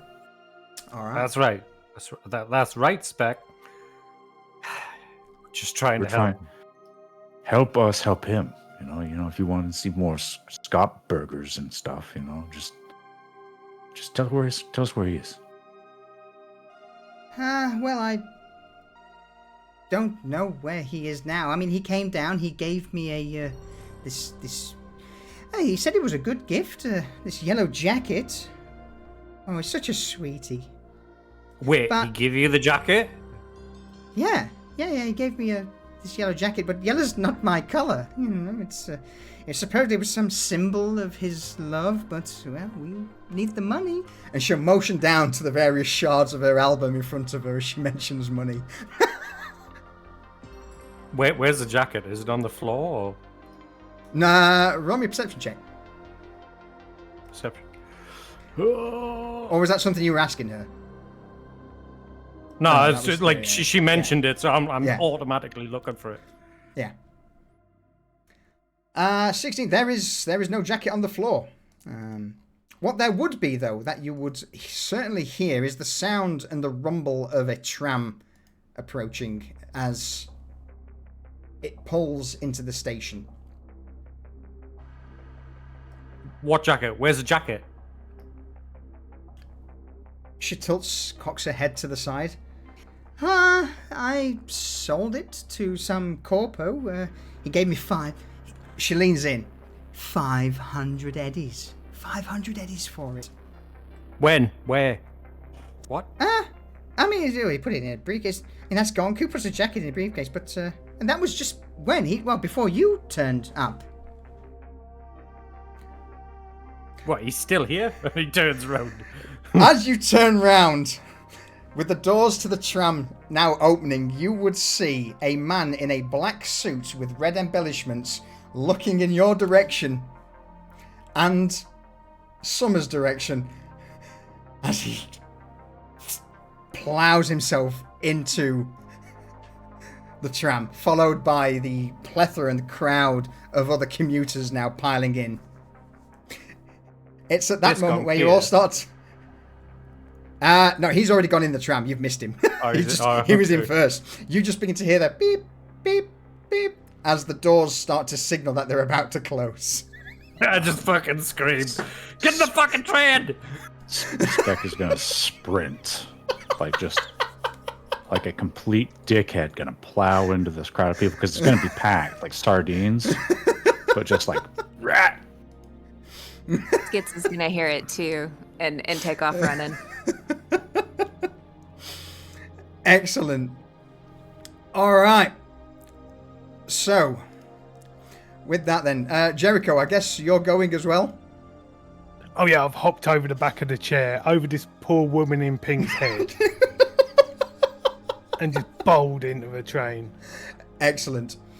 So, what I'm going to do is I'm going to bring us into this scene, and whilst this is loading for everyone, I'm going to take a breather and offer everyone thank yous. Cool, blimey. So again, Scorch Tavern, thank you very much for the raid, and L Mark 1, thank you too for the raid. I appreciate it. Welcome everyone. Apologies that took a little while to get to you all. We're obviously deep in the RP at the minute. But on top of that, RX Oliver, I'm Chris Kidd, and Sophie Yatta Dultif. Oh, if I butchered that, I apologise. Thank you very much for the follow. Welcome in everyone. We are currently playing through Cyberpunk Red, or at least Cyberpunk Edgerunner, the jacket, the new mission kit from Art Alsorian Games. And yeah, we're having a whale of a time. This is episode 2. Alright! So. I don't see nothing. No, you don't see nothing, because I've been waiting for everything to load. And with that said, though, what I can do now is... Boop, bring us in. As you step into the train, immediately people start to surge further down the carriages, some jumping and settling down into seats. And it's at this moment where you would catch a brief glimpse just beyond the door of this black-suited corporate executive close the door, stare at you with wide eyes from the viewport, and then just begin to bolt further down the train.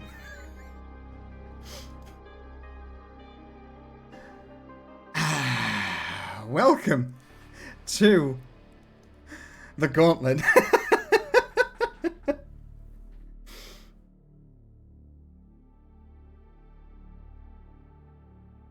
What do you all wish to do? Before anything happens, I'm going to say to everyone around, no guns. He's right. These things are fucking fitted with knockout gas. Alright. Can I use my taser? No. Oh. I mean, it looks like a gun, so anything that looks remotely fucking shaped like a weapon? No. By the time you wake up in CPD, I'll have you in a cell.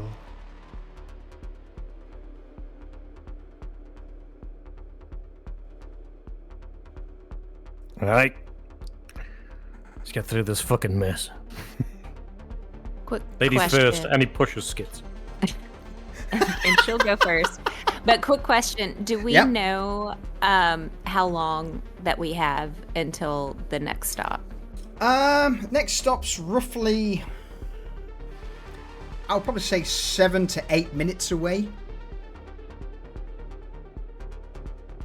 Okay, so we gotta book it. All right. So Skits is gonna take off, and she's gonna start pushing people out of the way, and she's like, Well, "Through! It's Skits!" as you approach this gentleman, he's kind of blocking the center of the train cart, there's two ladies in front of him. Both of them start biting and shouting insults at each other before eventually a brawl breaks out. You bitch! You said he's mine! Him and all of his head is you! This fight starts to break out with Skits up front. How do you wish to go around this? Do you wish to try and evade, jump around, or do you wish to get stuck in and knock them out? What's So, what she's gonna do is this guy yeah? in front of her. He's like, She's "No." just gonna. Oh, go girls! Don't get involved with each other. Honestly, it's all right. There's enough love for both of you. She's going to just kind of bop him in the back of the head, and then just try to scooch by as though the pink or purple haired girl had done it to him. All right. Trying to bop him. I would say roll me a fighting skill brawling. You're actually really good at brawling. Holy shit. Oh my god. Oh no! Didn't mean it to be that hard. Oh yeah. What happens? How do you clear this chap from the centre, as well as getting his potential love interests on against him?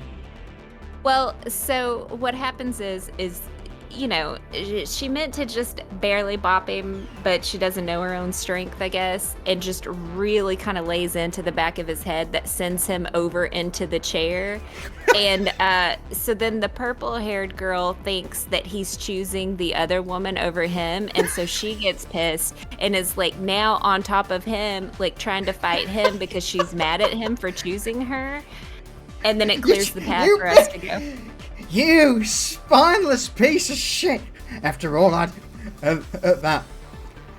Even the other woman seems offended that he's actually picked someone, even though it's her. Is she not good enough for you, eh?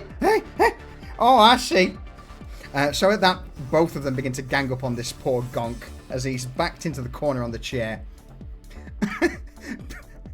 being beaten the fuck up by these two ladies, which clears the path for you all to step on forward.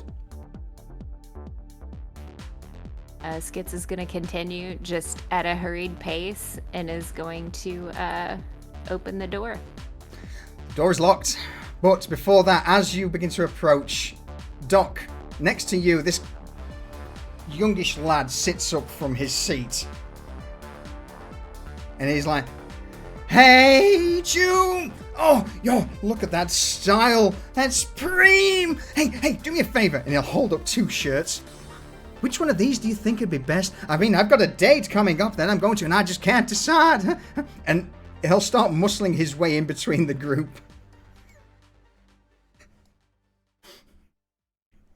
Chum? You better get the fuck up out of my face. And he's gonna take the shirts out of his hand, wrap them around his head, and just use them and fucking throw them. Roll me let's go for athletics on that one. Athletics. Body skill athletics. Body athletics, yep.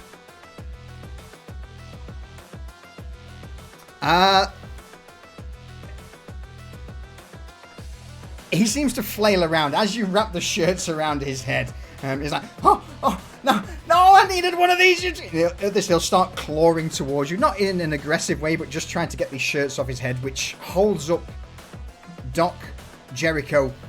Skitch, you're at the door trying to open it. It's locked. And it would also stop you, Spec, from getting to the door easy. So you are held up for a brief moment on that one, but eventually he is slammed out of the way at this locked door. There's 2 ways through a door. Okay. How are you approaching this? So this is a steel door? It is indeed a typical steel train door. Do you want an electronic security tech, or do you want a lockpick? I would say electronics. You can bypass the, open the panel up if you wish to do that. Okay, so what Spec is going to do is basically pulling, like, he has not like a full-on crowbar, but he has like a 6-inch crowbar, like one of the ones they use for just like jimmying things. And he's going to try to use it to basically set off the failsafe that goes off in the event of a crash to open the door so that people aren't trapped in the compartment. Excellent.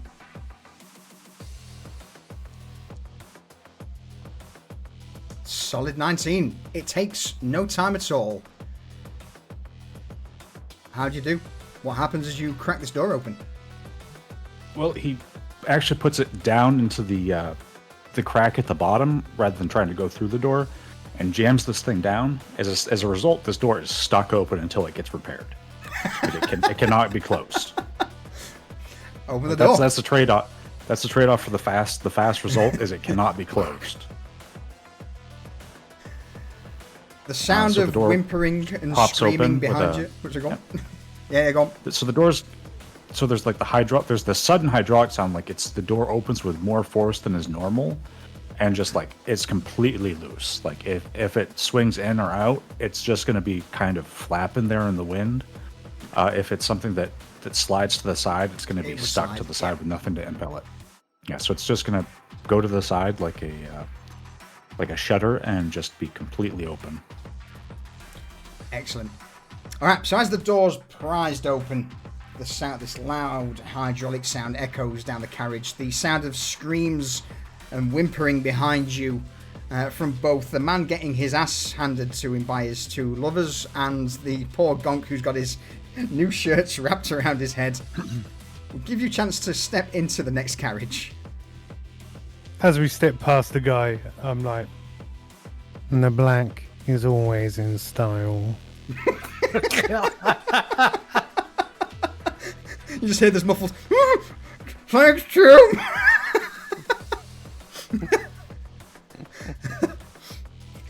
Breaching into the second tram car or train car, you just see this drunken individual there, trousers fly down, cock out as he's just pissing on the floor, making spirals and swirls in a drunken manner. Spec, Skit, since you 2 stepped up first, I need you both to make me an athletics check, please. Oh, great.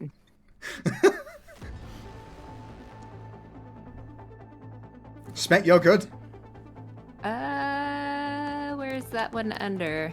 Athletics is a body skill. Oh, I found it.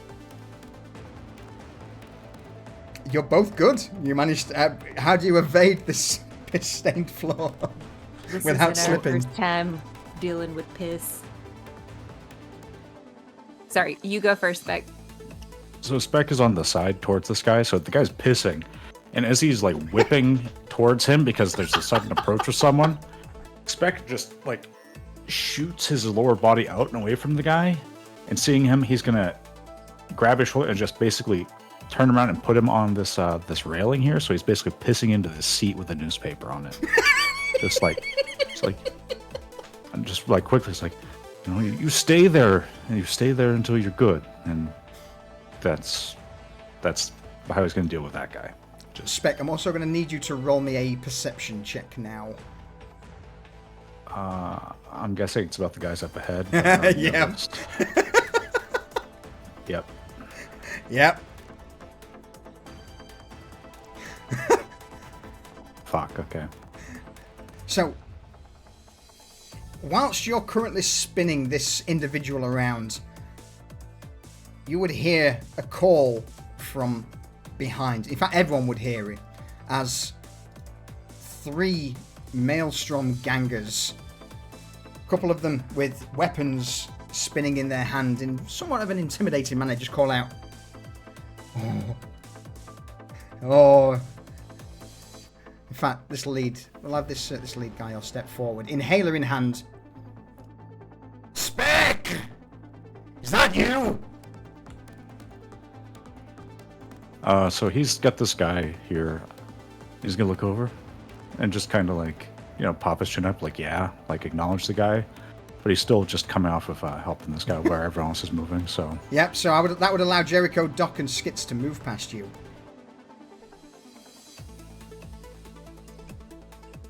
Well, fuck! Ain't seen you around in quite a while, and who are these? Friends with you? Doc, Jericho, Skits, as you step a little closer, I'm going to need you all to make me a resist drugs and torture check, please, as you are hit with this wave of noxious fumes. Doc, you would see that they have inhalers in their hands. This entire section of the car is, for all intents and purposes, just boosted out. Oh, Skits.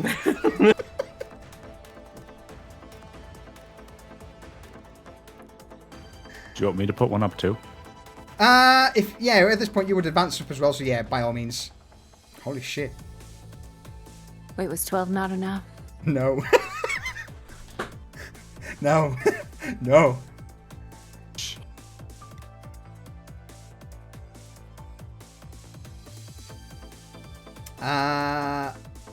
Spec, if we get one from you.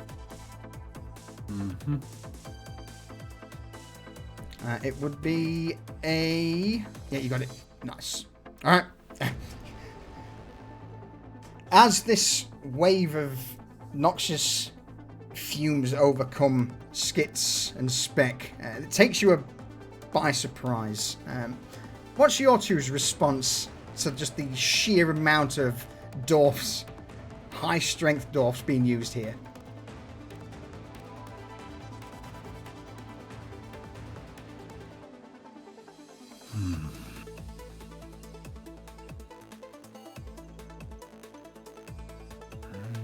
Or do you want me to go to Doc and Jericho first while you have a think? Oh, I mean, I can go. She's gonna go. This is gonna ruin my speaking voice. And then she's gonna pull out her, what is it, electric sludge? Yeah, the bubble gum. Yeah. And put it in her mouth to try to, like, coat her throat. Alright, with that, I am going to say Doc and Jericho can pass.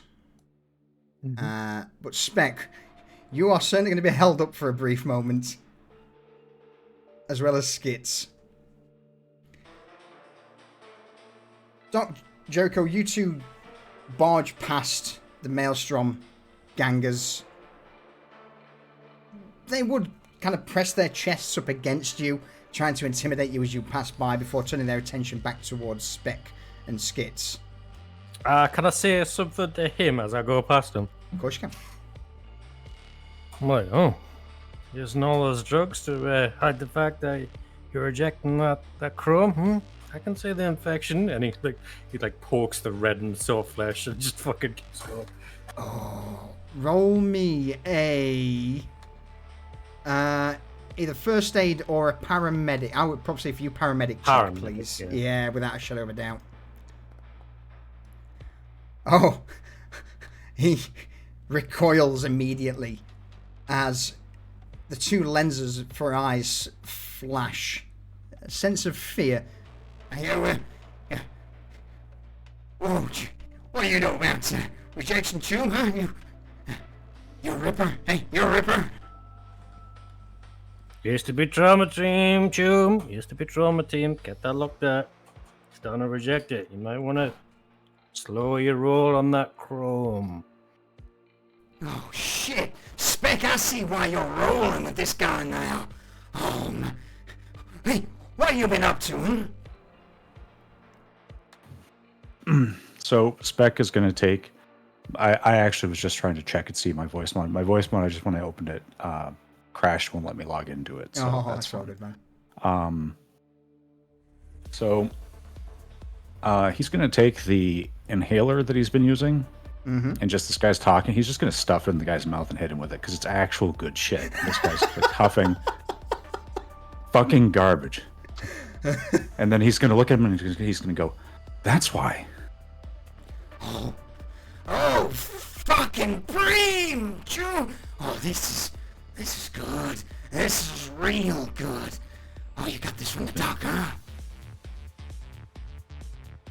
He knows people. He knows people, and he's gonna kind of like to the other people with him. He's gonna just kind of like, and he's gonna wave the rest of the group past, and he's gonna kind of do the opposite to the Maelstrom gangers. You know, he also doesn't want the other people here to like be in on that conversation. It's like, you know, he can hook me up. I can hook you up, you know. And he's gonna just hit them, the people in the immediate proximity, the three gangers, with his deets. You know, it's like he's gonna just talk about. It's like, I'm just looking for a rabbit that's running. That's all. Just once I get done with that, I get some creds. I get hook up. I come back and I'll see you. Yeah, you should do, because, well, there's a few bits and pieces that Dum-Dum's been looking to upgrade recently, and, well, your name's been spoken about a few times, so, yeah, get back as soon as you can.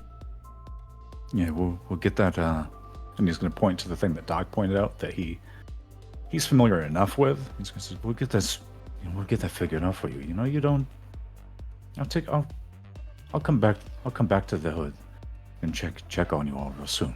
I'll see you back at the place. Bream, all right, well, hey, before you go,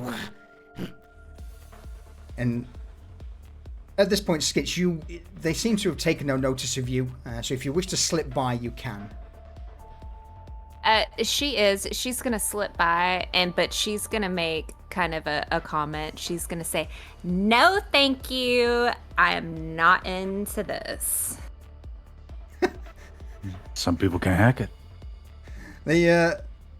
A woman just off to the left of, or sorry, it would be your right as you pass by, just looks at you with this arched brow beneath the implants over her eyes. Well, that's good, because we're not exactly into you either. But, The initial ganger would turn to you, Spec. before you fuck off, any chance of leaving that dwarf inhaler with us? That's some good shit, huh? Yeah, he's gonna look at it. He's gonna take the canister with like the I think 2 hits on it. Mm-hmm. So he's gonna just take the canister. He's gonna give him the canister. Excellent. So whilst this conversation is going on behind, Doc, Jericho, you would have been met with one hell of a tight crowd. It seems at this point a lot of the individuals have now made their way towards the doors in preparation for getting off the tram at the next stop.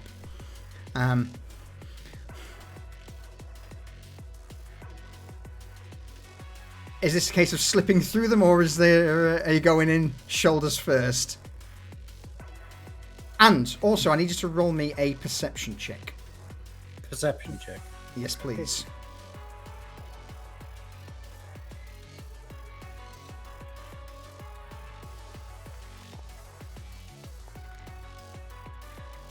Both of you would see, just briefly through the crowd, the black-suited corporate individual sprinting further down, meandering his way through the crowd at the end before getting towards the door and starting to slam on the open panel.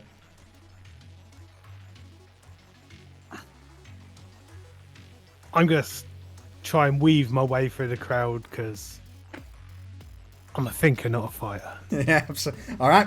Can I have an evasion check, please, Jericho? That would be a fighting skill evasion.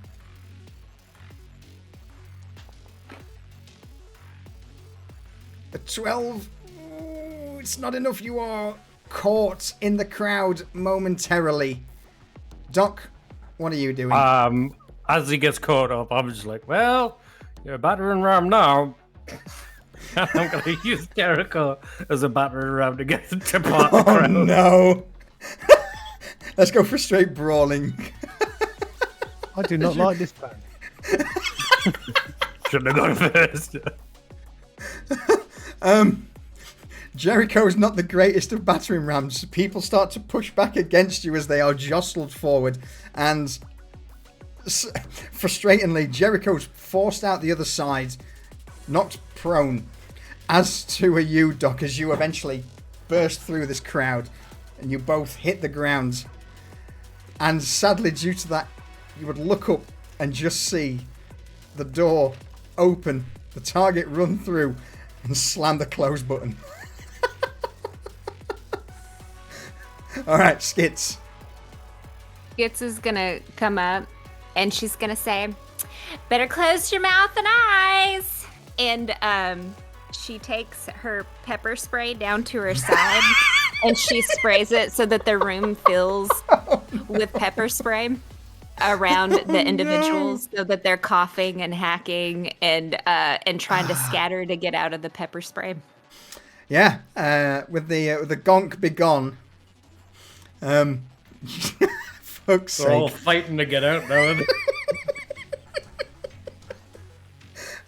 I'm going to say that they immediately just begin to push themselves up against the side of the door, some of them crying, some of them wheezing, which leaves the perfect space for you to slip through, along with Spec once he's finished with the Maelstrom gangers.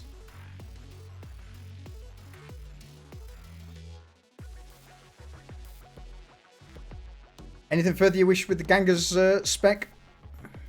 Sorry, I had muted so that I wouldn't make noise. So he's gonna say, you know, these fucking Gannics, can't leave them alone. I'll see you later. And then he's gonna go and just make a break for it to try to Absolutely. get up there. That vial that canister rather should keep their attention. Absolutely. And I'm going to have to ask again for another resist torture and drugs roll as you move through this crowd, because Skits was basically spraying people as she walked by. You're welcome, Spec.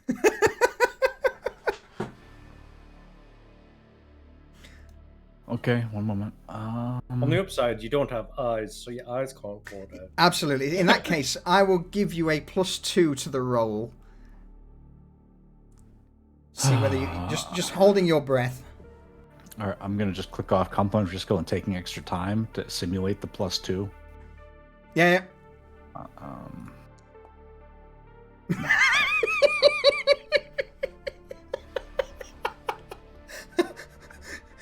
Perhaps you were caught unaware. As you make your way forward, you breathe deep.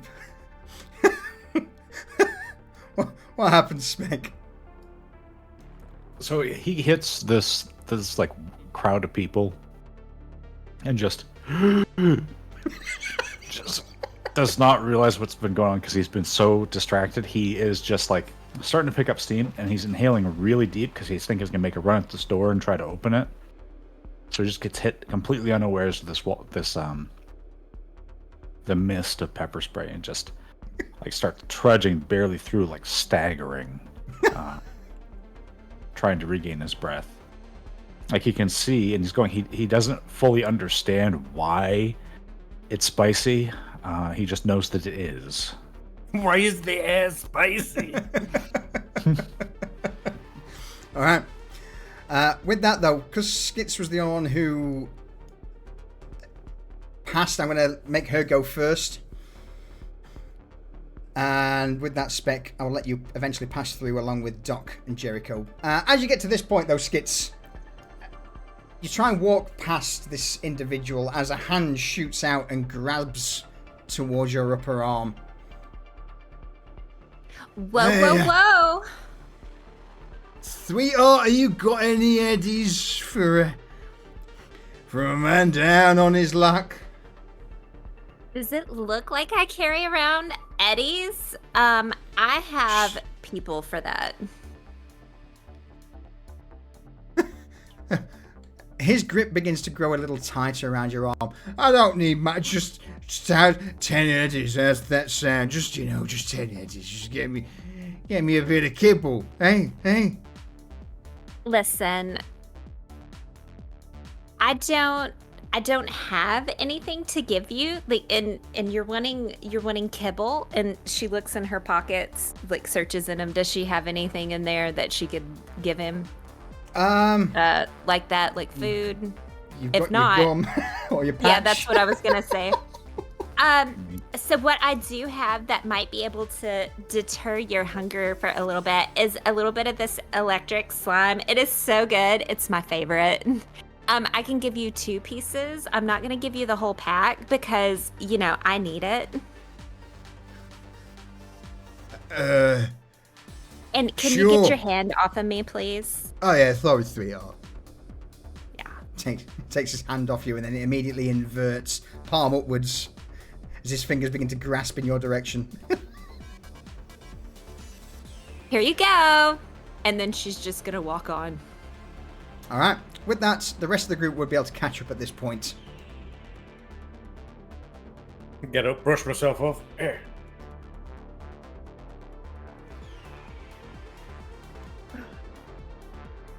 That Spec's going to be in the rear because he's still recovering from the.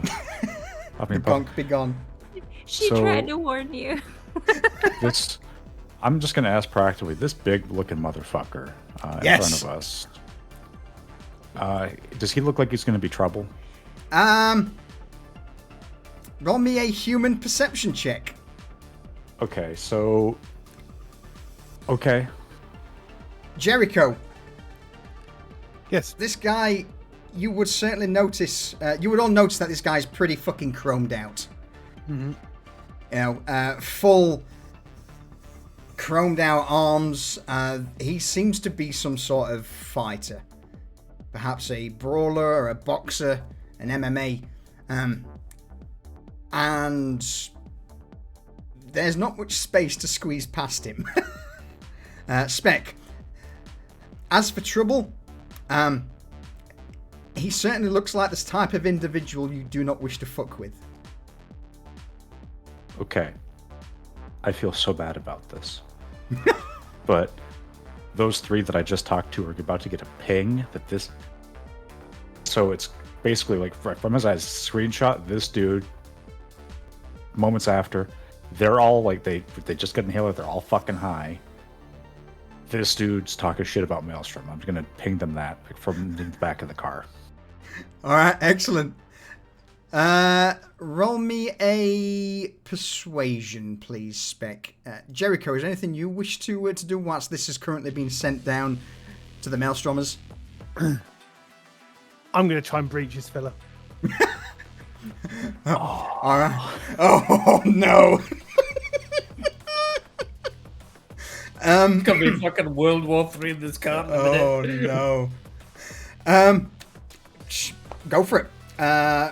Let's go straight up for interface to see whether he's aware that he's been breached, which I don't think in the amount of time it'll take. 6. Bear with me. He is aware, but you are breached. It's auto goes off. What do you wish to do? I'm going to basically say that's both the breach and he's not got any self ice. This guy is wide open. Okay, I'm gonna hit him with a difficult quick hack. All right.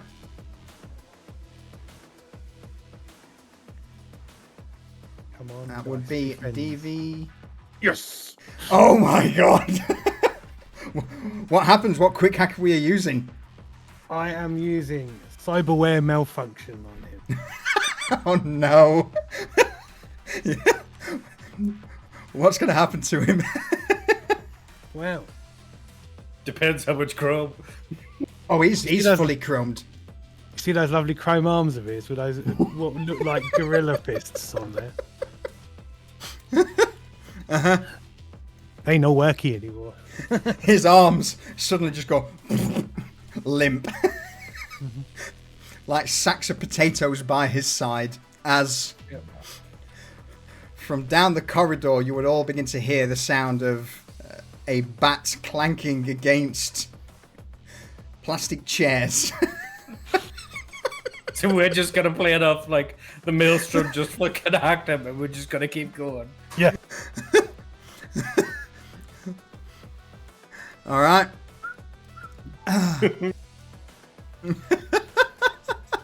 Don't see here.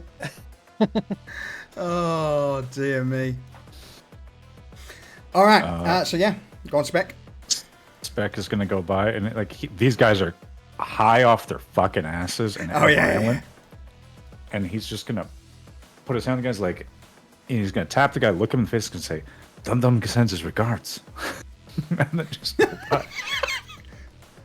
These guys are probably gonna be able to they're intense. They might actually realize this. So the idea is to give them the intent. Like this guy's probably gonna get.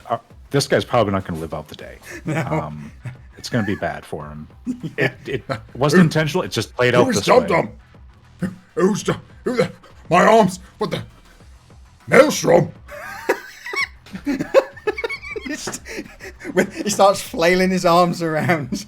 And he's going to look back as he's walking and just kind of give like a double thumbs up to the guy in the front who has the inhaler. And he's going to try to get this door open as quickly as he can. Yep, that door is not locked. Oh, it wasn't locked, was it? No. But Okay. what I am going to have to ask, though, is everyone make a athletics or a dance check, please. The reason being, as soon as the door opens, the tram immediately careens off left on a hard bend, a hard corner, causing everyone to stumble for a moment. What was it? Athletics. Athletics or dance.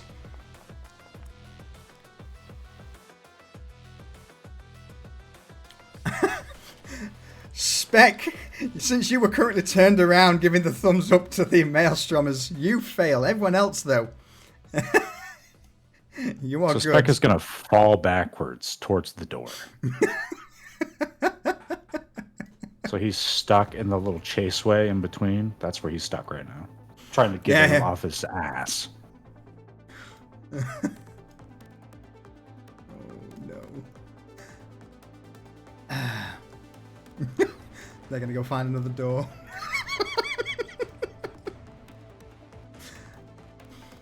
All right. With that, this last cart, the head cart, the lead cart of the tram, seems to be a lot less populated, apart from a small few individuals crowded around the door ready for the upcoming stop.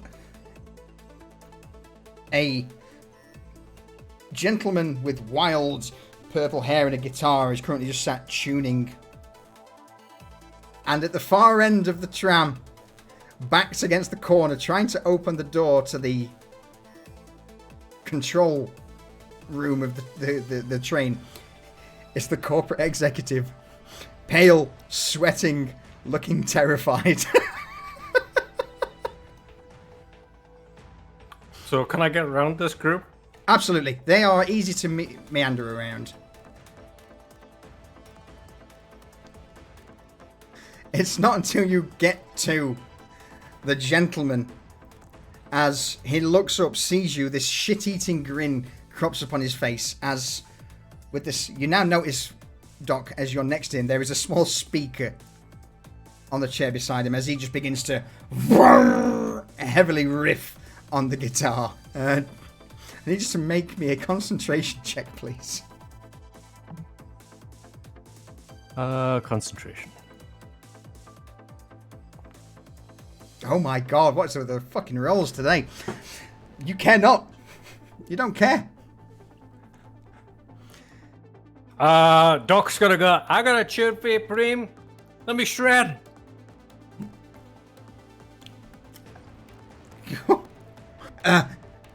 Alright, Hume. He's gonna offer the guitar towards you, Doc. I take the guitar, I charge the target, and I fucking smash him with the guitar. All right, go for it. It's at this moment where, as you charge down the train, the guitar mid-swing, the train comes to a stop and the doors begin to open. But sadly, for the corporate executive, it's far too late. This guitar is swinging towards him. Melee weapon, yeah? Absolutely, yeah. Everyone else can move now wherever you want to go. It's going to block.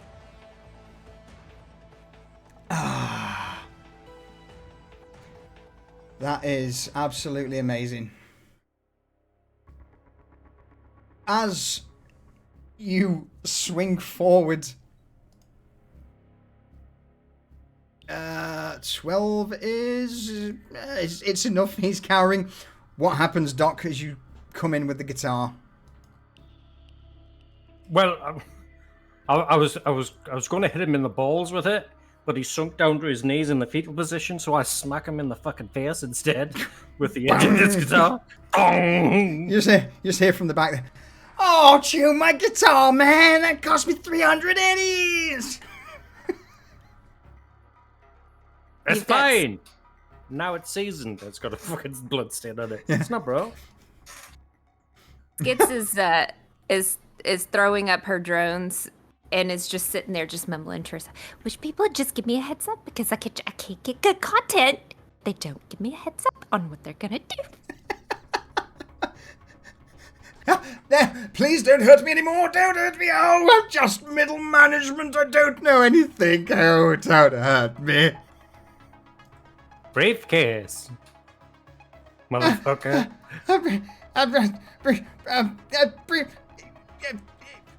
Of course. Look, I begin to reach and offer with shaky hands this briefcase towards you, Doc. Look, I just overheard top brass higher ups talking about this yellow jacket with an E and R. While I was on smoke break, look, the busker had this. I just bought it from her. I thought I'd turn it in and get a promotion. That's all I know. Honestly. Okay. I believe you. You can roll me a human perception check if you wish. But it doesn't matter. I'm still going to hit them. Oh, Good. no. Bad. I'm the guy with the gun. He is telling the truth, and he is truly petrified. Skits is gonna say, Doc, I didn't get you bashing him with the guitar. Can you do it one more time, please? Oh, no, please, no. No. We're not gonna do that. That's fucking mean. This is somebody else. This is a fucking fine instrument. He plays a little ditty. He's like, right? Hang on. No. Hang on. I'm gonna Roll me a performance play instrument. Performance play instrument. There we go. It's gonna be terrible. It sounds like I want to do, but it's terribly out. Yeah. It's probably no longer tuned after hitting this guy with it. I can tune that out on this recording. Yeah, sure. Jericho, make sure the guy gets his guitar back, and he's gonna fish hook the fucking the corpo. I hope if anybody doesn't know what a fish hook is, you put your finger in the mouth and then you fish hook the fucking the cheek. Yes. Oh, okay. What do you want to know? All right, cool. So, who else is after the jacket? Why? I'm not sure of the details. I just overheard some of the higher ups talking about a yellow jacket with the R on the back, and well, I saw it and purchased it. You know, just it's promotions. Cool. That's all I know. I swear. I believe you. Okay, Spec, put your arm out for me, please. Just nice and straight. Like, has Spec caught up at this point? Yeah, absolutely. Yeah, you would all have caught up at this point. All right, so he's kind of still flustered from like falling fucking over like an idiot. So he's going to put his hand up. He's like, Doc, I don't think that's the best way to do this. Normally he has to pay for that kind of thing. No, out straight. Like you're T-posing with one arm. All right, so Spec's going to do that. Just All stick right. one arm straight out, 90-degree angle. Great. And with a fish hook in his mouth, he's gonna fucking like drag him and fucking clothesline him on Spec's arm.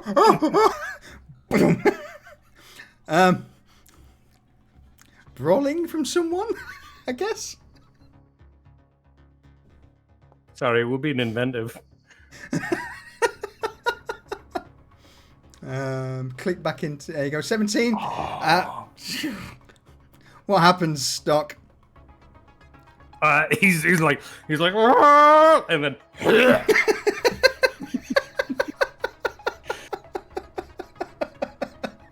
That's all you hear, and then it hits the deck. Spec's outstretched arm just like hits him in the throat, and he just as he falls back. The thing is, the arm that the arm that he stretches out is the chromed out arm that's basically just a metal fucking rod, and so it doesn't register like the same way that flesh would, so it's just stuck out there, and it doesn't even occur to him why he's there. So it's basically just like being hit in the throat by a turnstile that doesn't want to give. He just hits the deck out like a light. With this briefcase on the chair next to you all. All right, Skits, you get that all right? That's perfect. All right, get the briefcase. Oh, fuck out of here before the door's closed. The beep begins to echo around the train as the signal for the door's about to close. All right. Beck's going to get off with everybody, and he's going to just ping the guys in the next car with a picture of the Saka exec saying, Saka exec money, and then he's going to just pop out with the rest of them. They're high on violence. It's going to be a really bad day for the Saka guy, but it is what it is. Before we leave, Jericho. I hand the guitar back to the musician, and I do the whole devil's horn thing, rock and roll, and then jump off the train. As you guys step out onto the platform, you would see that there are 2 NCPD officers already making their way down the stairwell and rushing towards the door of the cart that you came out of previously. And just before they get to the door, this large man with like squid-like arms at this point, as they're just dangling by his side, stumble out, his face black and blue. There's a group of maelstrommers also come out. One of them with a bat in hand just cracks him over the back of the head before you hear, "Get down! Hands on the ground! NCPD!" Oh shit, there we go.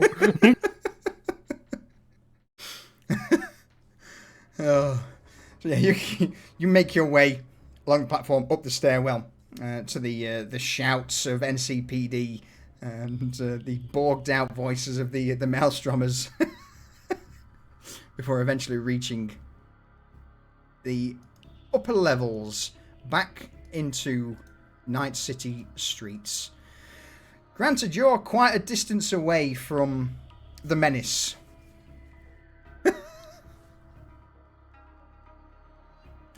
But you do have the briefcase. You don't have auto drive on that bitch, no? I don't know if it would have auto drive. It's probably a fucking relic, right? Well, no, auto drive it would be an old feature, but it's like, I just don't know if he would have removed it to avoid people like Jericho from taking it the fuck over. I mean, do you want to make a roll for it? What would you like for a roll? I would say in your roll tab in the bottom left, perhaps fabrication expertise to see whether or not you, or field expertise. Yeah, invention sounds about right. It's whether it's something that you invented or added to the car. So I'm gonna say I have a go on. I have a 0 in all those, but I have a rank 4 in maker. Yeah, just roll the yeah. So basically that should add the 4 to any of those below. Okay. Invention. I'm gonna say DV9. So in that case, it's entirely your choice, Spec. Entirely your choice. Recognizing that this might fuck me going forward, he's going to have the auto drive on it. All right. It has a requisite for a password, but it's not. He's not a digital security guy. He's a hardware guy. So someone like Jericho would probably breeze through it. So, but yes, there's auto drive.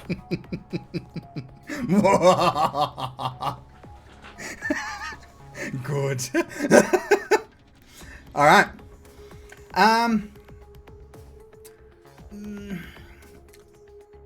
So with a brief thought and a command executed, it'll probably take 20 to 30 minutes traffic depending for the menace to reach your location. Could it be quicker if we all walked towards the direction it was coming from? Because we would. I think we would want to put as much distance between the cops coming off the tram and us as possible, as long as we're going to stand at the street corner and wait. Yeah, because, you could knock probably 10 minutes, 5 or 10 minutes off the trip if you walked towards it. Our ride is coming, but we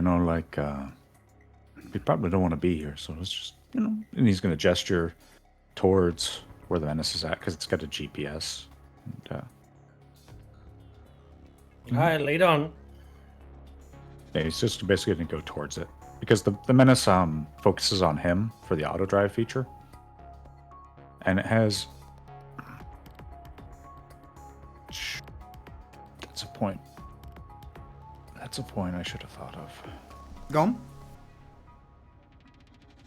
My pop-out sheet disappeared. Let me do a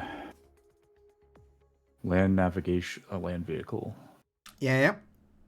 I was about to ask you for that. Okay. 16 is pretty respectable, so it's a fairly good. updated route. So it's not like it's outdated, like going off of like Google Maps or anything. It's like an actual relevant. Yeah.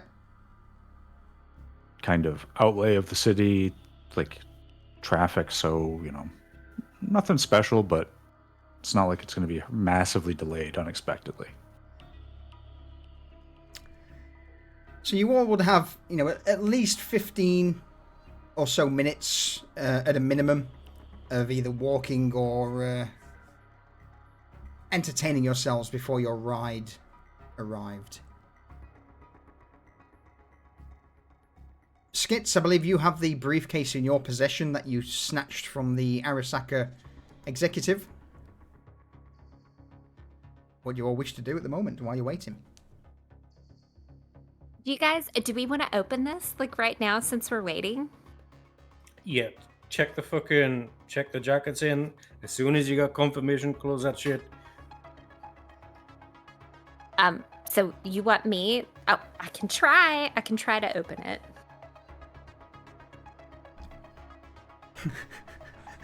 Do I be an arsehole? Yes. Skits, roll me a pick lock check, please. Oh boy. That would be in the technique skills. Maybe this will be a decent roll. That's an excellent roll. As you fumble around for a brief moment, seeing where it would unlock, you slide the 2 tabs on the briefcase and find it's not locked at all. The briefcase clicks, the 2 latches flick out, open. Does anybody have a stick? Like, I don't want to... what if something's in there? You mean like the code? Like, other things other than the code?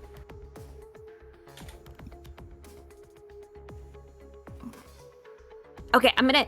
She looks around. Is there a stick around? Because she could tell that Dog's not gonna help her out.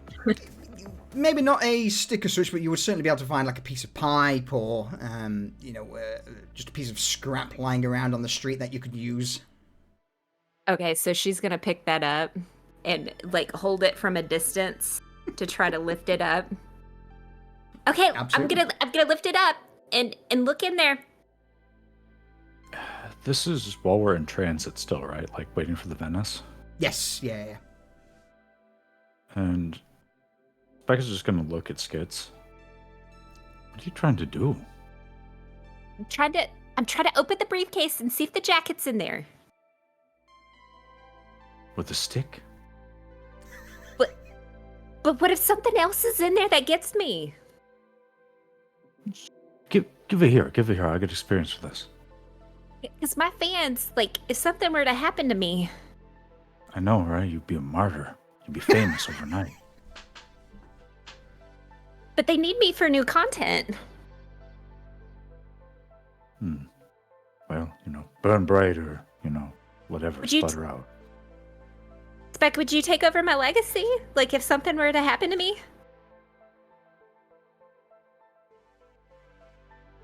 Probably not, but, just give me the case. You can just watch from there.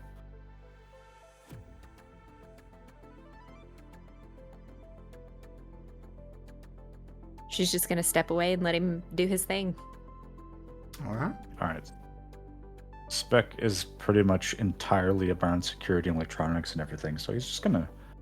it's this guy's business briefcase. Yeah. He's not thinking it's like a briefcase nuke or anything. Nope. So he's just going to, I'm going to actually risk it. All right.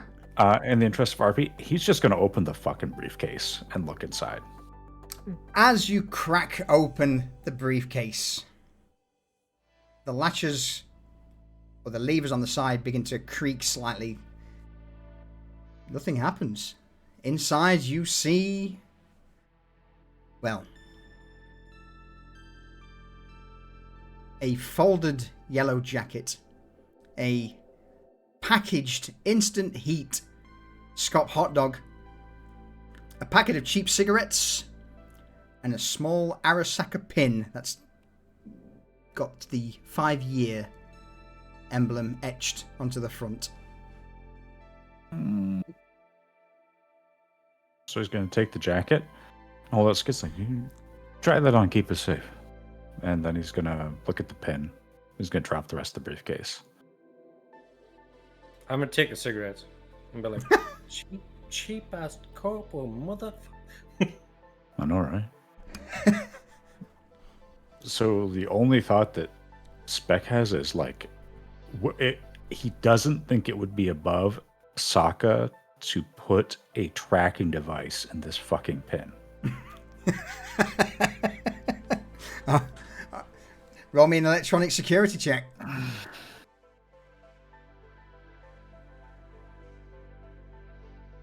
Or even a listening device or some shit like that, 21. In spite, glancing over it, you begin to check it thoroughly. This is just a small tin pin. No electronics at all.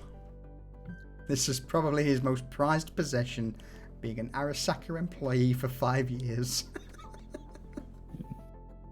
And Spec's going to look at it and just kind of extend it to Doc. It's like, congratulations.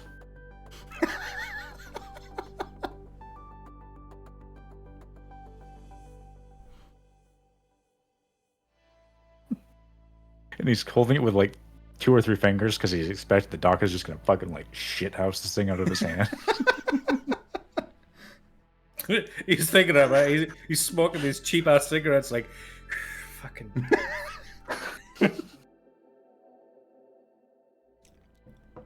You're not gonna keep. Actually, no. You know what? We should keep that.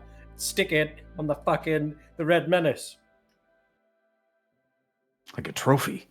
Like a trophy. Fuck the corpos. I'll put up with it. And then Spec is just going to, mid-sentence, he just stops. You know, like you're right. You know, I could put like all kinds of things up on the dash with the venison or the others. So. Right? Because he's got the line of little like bobbleheads with the red one in the center. So like you're right. And so he's just gonna pocket that, thinking later he's gonna put it next to there and like figure a way to stick it there. he's just gonna start collecting trophies from people that that they take stuff from. It's a good idea. Who was handed the jacket, the folded jacket? Was it Skits? Yep. Yeah, I told her Skits to is put it currently on. wearing it. She hadn't put it on yet. All right. She's just holding it because she's like, all right, guys. Like, if I wear this, people are going to see it, right? And then they're going to follow us. Should we put it back in the briefcase and just carry the briefcase around? Because what if people start coming after me and it's not my fans? I would rather we didn't take the briefcase. It's Saka's, and well, the last thing they want is corporate information falling into the wrong hands. Spec is pointing at Jericho. As soon as he starts saying that, he's just like, Well, does anybody have a bag or like something that's not the briefcase? listen, Skits, you know, like if it's on you, how's someone going to take it from you? Unless you're dead. Exactly. But they can see that we have it. At the moment, this is just a wrapped, or like a folded yellow jacket in Skits' hands. She's gonna kind of hold it out and look at it. You're unfolding it. Very slowly to look at it to see if it's the jacket. As you begin to unfold the jacket and hold it up, you hear the clatter of metal on concrete as a gun falls out of the wrapped jacket parcel onto the ground. Ooh. This jacket is indeed yellow, but it's more like a yellow windbreaker than an actual jacket. This doesn't look like the jackets the Meat Wagon Goons wore. On top of that, damn it, Kelly. Someone roll me a twist of fate. I got you. Oh, twist of. You need to select some token first. Hang on, there you go. Karma symbol, right? Yeah. Ooh. As you hold this yellow windbreaker up, the gun drops to the ground. It is indeed fully loaded, and as it clatters, a shot rings out. Immediately, pedestrians begin to turn their heads. Panicked looks on their faces as this shot echoes around. No one's hit, luckily. I recognize the gun though, right? From yes. This is indeed one of the guns that Falco mentioned that he wanted retrieving. The Lexington, or Militech M10F Lexington pistol. Doc's gonna pick it up, like index and thumb, and then be like, "All right, somebody take it. It's fucking Militech. Just somebody else carry it." Give it to me. All right, cool. Let's get the fuck out of here. I don't think this is the jacket that we're looking for. Should we keep it? We should keep it. You should keep it. It I'm goes gonna with keep your it. eyes. Yeah. Well, you never know whenever we need to like make a diversion or something with a yellow jacket, right? I'm gonna keep it. It's at that moment where the menace screeches to a stop a couple of meters away from you all. Spec, you would notice though that the passenger side mirror along with the passenger side light, is no longer there. There is a big dent. It obviously hit something on the way here.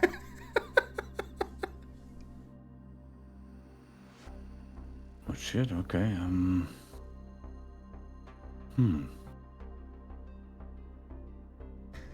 he's gonna look in the direction that it came from.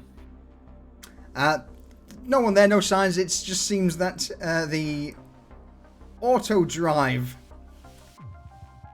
of these vehicles is perhaps not the greatest. That's not a surprise. Shit,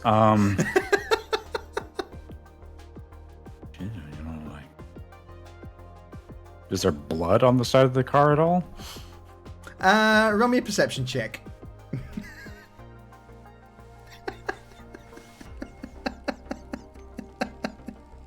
Awareness.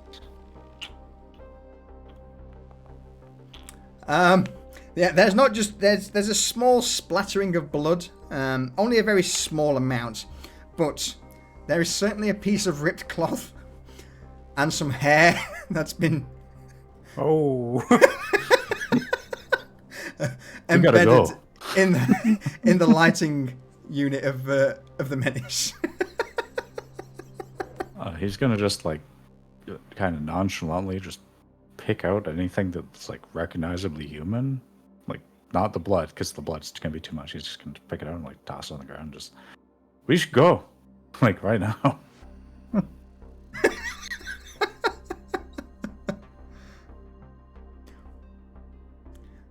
Where's safe? Where do you wish to go? I mean, Skits is the only one that's got Decent accommodation. decent accommodation, yeah. All right. So here's the question: does Spec know where Skits lives? Skits, welcome back. That is up to Skits, I think.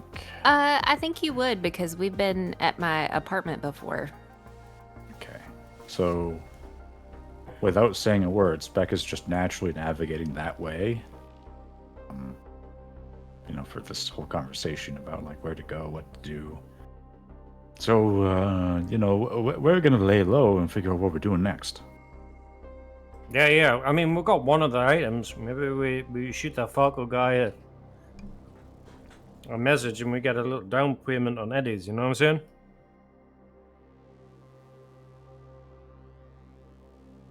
You know, That you're not way we wrong. don't have to look after it either. Exactly. It's his problem then.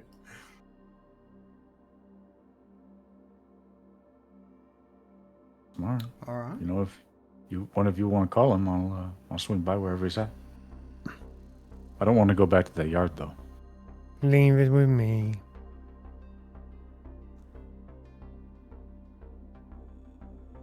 All right. On the way back, Jericho. Are you giving Falco a call? Yep.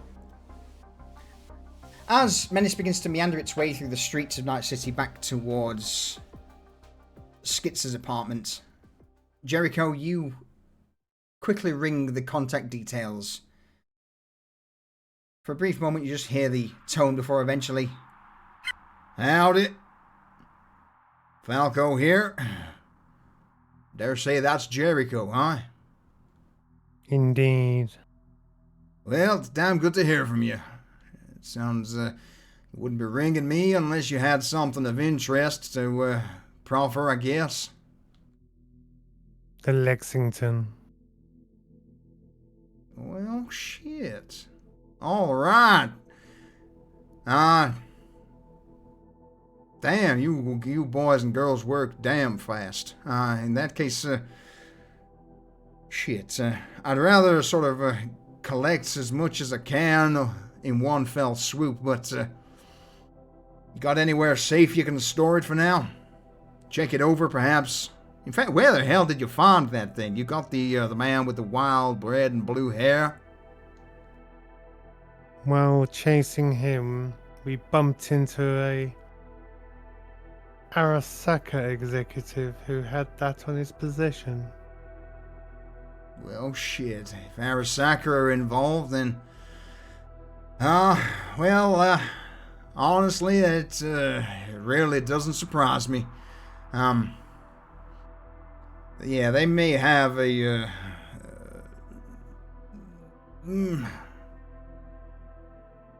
long story short, they may have their horse in this race, so if you zeroed or at least gave one of them a hard time, then, well, damn good of you. Thank you. Welcome. Well, as for the Lexington, if you want to either put it in storage or hang on to it until you've got a few other bits and... but... y'all got a picture there that you can send to me? Just, no offense, but I want some sort of proof that y'all have got it. Yeah, sure. And I blew him a message over. Boop. Well, alrighty. In that case, as a gesture of goodwill, I'll send y'all over 500 eddies each. Call it a down payment. Much obliged, Falco. Hey, more than welcome. I just appreciate you going out on this here errand for me, and again, get a few more of the bits and pieces, and I'll make sure that you're seen straight. I'll pay you all what's due. As for the minute I can't exactly come and pick it up myself, I'm, let's just say I'm out of town. I got a little bit of business that I need to sort myself. We'll put it somewhere safe until we next see you then. Sounds like a plan. Alright, Chum. Good luck, and, well, I look forward to speaking with y'all soon. Cheers. Safe travels. Straight shooting. And with that, boop, the call goes dead. And as soon as the call finishes, all of you would see 500 eddies transferred into your personal accounts.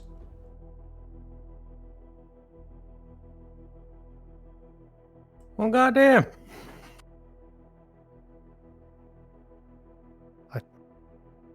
He sent us that on just a picture. He asks for us to store it until we have everything. All right, go.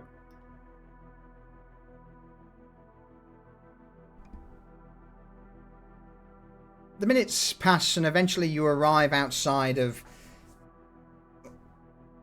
Building 32, one of the large residential units where Skits has her room. Spec, you park the Menace in the underground garage. Oh, sorry, it's too American. In the underground garage. Ascend the elevator. A garage. Don't know who you are anymore. I know. Water. I know. Water. Garage. Ascending the elevator, you make your way down the corridors before eventually arriving in Skits's abode.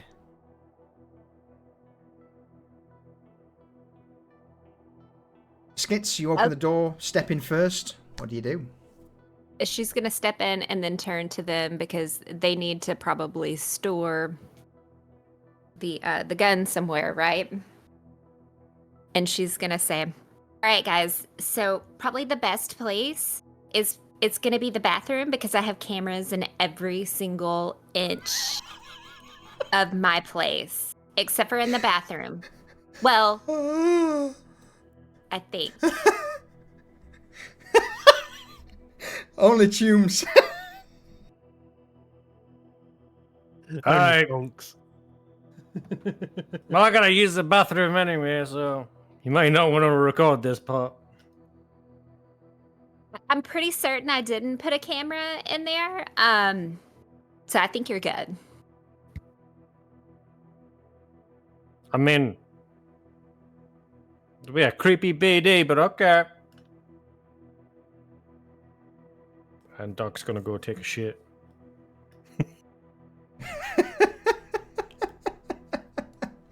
All right, Jericho. Figure out a place to store some shit. my eyes have gone blank at this point, and I'm switching from camera to camera to camera in the ceiling, seeing where there's a blind spot so I can sit in it. I would probably say the blind spots are either here on this case, or right near the water cooler at the far end near the kitchen. Now, keep in mind, you guys have like the face covers that are like autoed onto all of her cameras. Oh dear me. Spec. Spec will just, be going along with, probably the most secure places to keep it over at Skid's place. So he's gonna head that way and just bring it to a rest. He's gonna try to not pull up directly near, like You're already there. You're already there, good sir. You're in the room. No, I was just trying to say he as far as parking, he's not going to park right in front of the place, and basically because he's now thinking like they're going to be followed by people potentially, and he doesn't want to so he's going to try to park a little bit out of sight, like off the side. Okay. But then and it's like, well, just from here, I don't really have any ideas. I'm surprised we found this.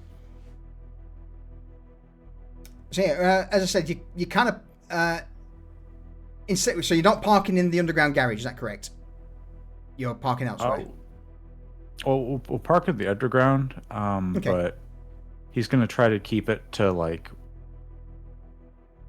one of the corners where people aren't going to just see the thing as soon as they drive in. Sure. Because it stands out, and he doesn't want it to be like an immediate red flag. Well, is there anything that you wish to do whilst now you've made your way up the elevator into Skitzer's room? He is going to crash directly on whatever is available for furniture because he's fallen his ass and been hammered with pepper spray and drugs and shit on top of the drugs he was intentionally taking. So he's just he's just worn right out, and he's just gonna zonk instantly. All right. So with Jericho planting his arse on the sofa, Jericho making his way to the opposite side of the room in the blind spot, Spec collapsing on the sofa, Doc dropping a massive deuce. I'll probably call my local fucking drug dealer to make a drop off at this place. Because, all right. I need some drugs, man. Yeah, absolutely. It's going to cost about 50 eddies. Bear in mind, you do have 500 on top of the. You all got paid 500 eddies as a down payment on the deal. Yes. So as soon as I got fucking the down payment, I was like, shit, I need to stash up. So yeah, I'll have somebody just drop off at Skitz's door, a little pick me up so I can make myself some cocktails, as I like to call them. Excellent. And Skitz is also, so she's laid on the couch and she's shopping for another drone. So that she can have multiple ones whenever she's going and recording, and some extra chips since she's got the 500 eddies, and she's gonna have those delivered to the doorstep as well. All right. So getting stuff delivered is quite the premium on prices rather than you guys going out. But you can do it. Is there anything anyone else wishes to purchase since you've got a moment? You can either have it delivered to Skitz's apartment, or if you wish later on, you can pay a visit to a market, a couple of vendors, your choice.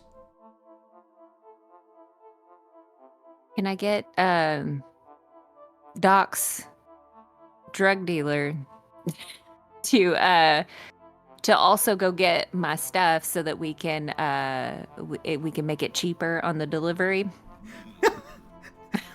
No. I don't think that's how it works. Okay. I just thought maybe he was like, you know, like I know he's that. on one of those apps that will go to the convenience store for you All right. too. Let's give Yeah, it a go. Let's. Uber drugs. Yeah, while you're there, just pick this up. All right, no, fuck it. So, Doc, are you ringing or just pinging a message over? I'll ring him because fucking All right. he's old and he's fucking old-fashioned, so messages Yeah. on his. Oh shit, Awesome. he's not gonna know what to get. So as you begin to ring out, a couple of rings before this voice crackles through. Yeah, Xavier here. Doc Black. Hey. What's up, How you Jim? keeping? I'm good. All I'm good, good. my man. All good. What can I do for you today? Yo, can I get a double drop? So the Double? usual doubled and dropped off.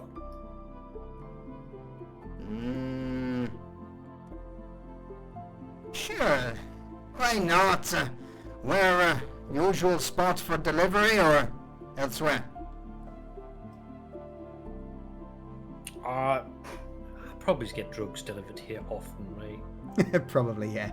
Probably. Yeah, usual spot.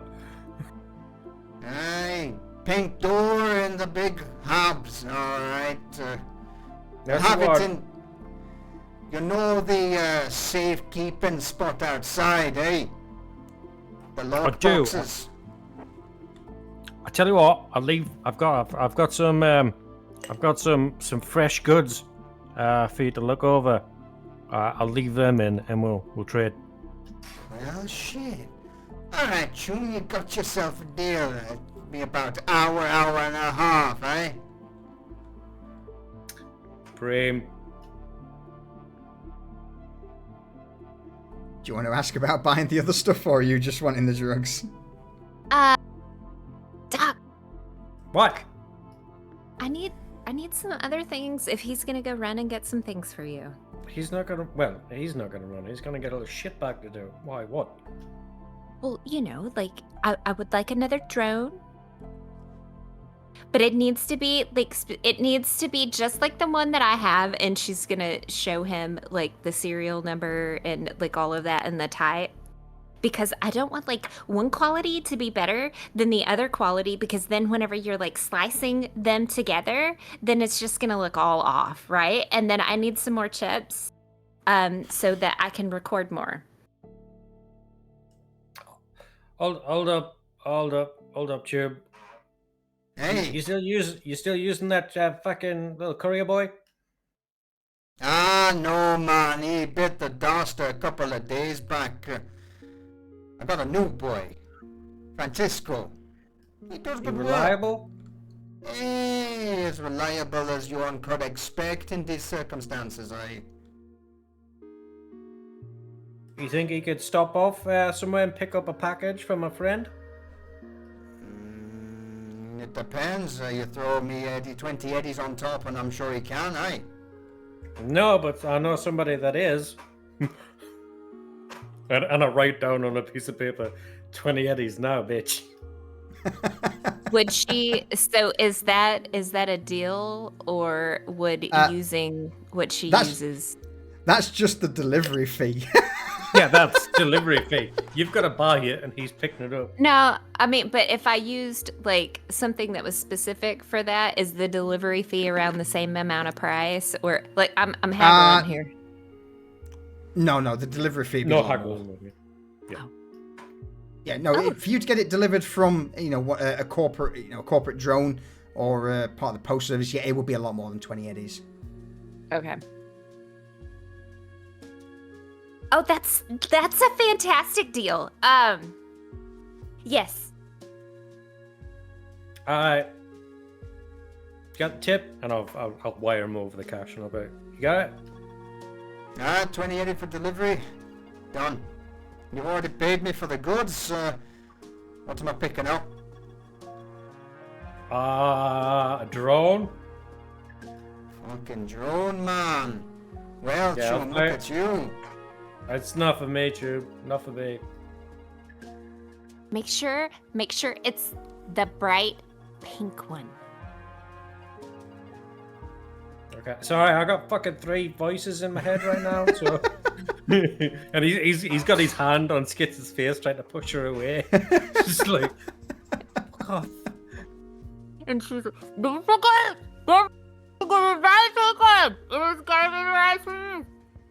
Look, June, just give me a name and where my boy's picking up from, and I'll see it done. Alright, it'll be the local hardware store. You know the one? One on 31st day. Alright, I'll send Francisco there. That's the one. He's picking Name? up the Skits. Skits. What, skits? Like fucking The- pink? These skits? Yes, these. You a fan? Doc, is Throw me that a another- schizoid? Throw me another 15 eddies on top for that delivery.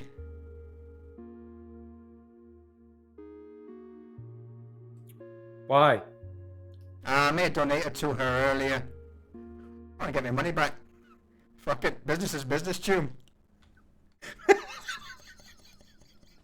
You are the most horrendous piece of gutter trash human being I have ever met in the existence of my long life. And he wires over 15 creds. You just hear this chuckle in your ear. Dream. Appreciate it. Aye. Francisco will be over in about an hour and a half. Frame.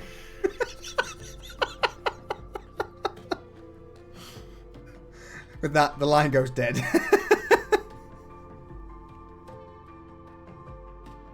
And he looks at Skits, he goes, you owe me 15 fucking eddies. You know that? What? Did you get it? Yeah.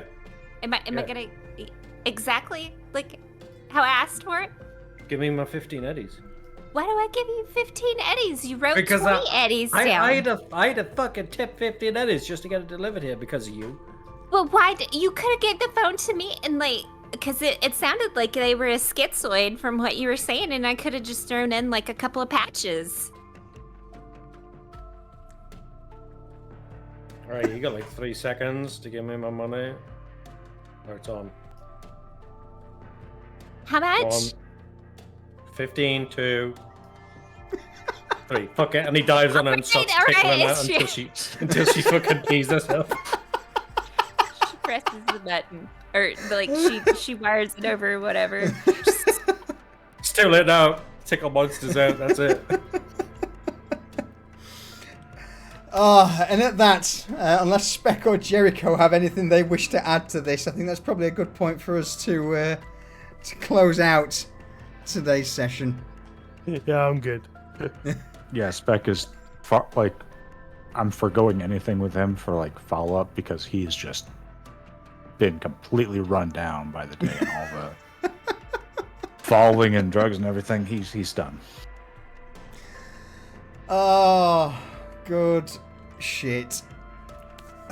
Good stuff. That's a pretty good point for us to end it. And what I will probably say is at this point, you've all got a little bit of downtime before the ping on the handhold scanner would ring around the room again to alert you to a potential location of this fabled jacket.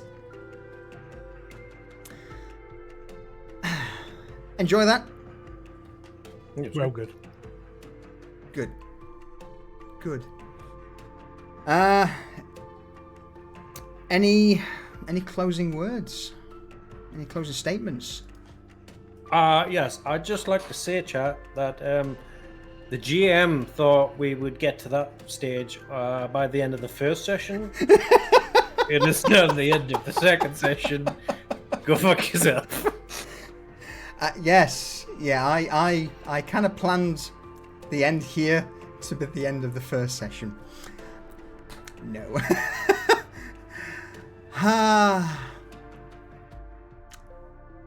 No, this may be an ongoing thing for a few more sessions, boys and girls.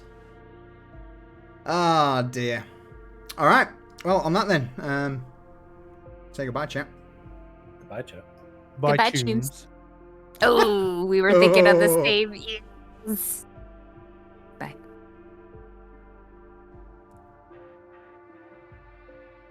One of you gonna restate your thing, or are you good? Oh, I'm It I'm does happy the same with it. thing. Yeah, I'm Yeah. happy with it. yeah. Okay. Well, see you next time for Edgerunners. Cheers, buddy. All right, I'll speak to you guys in a minute. Go away. Everyone, thank you very much for joining us today for episode 2 of our Jacket playthrough, Cyberpunk Edgerunners. It's here, I believe. I may have butchered that. I appreciate the follow. Thank you very much. LRL Mark 1, thank you for the raid again. Sophie Yatab Doulatif, thank you for the follow. I'm Chris Kidd, thank you for the follow. Scones Tavern, thank you for the raid. And RX Oliver, again, thank you for the follow. After that, Rayvon, 100 bits. Mwah. Thank you, Rayvon, appreciate it. Dapper discount delivery will certainly be a thing going forward. Jump, thank you for your 28 months of tier 2. Sorry, yeah, your 45 months of tier 2. God damn.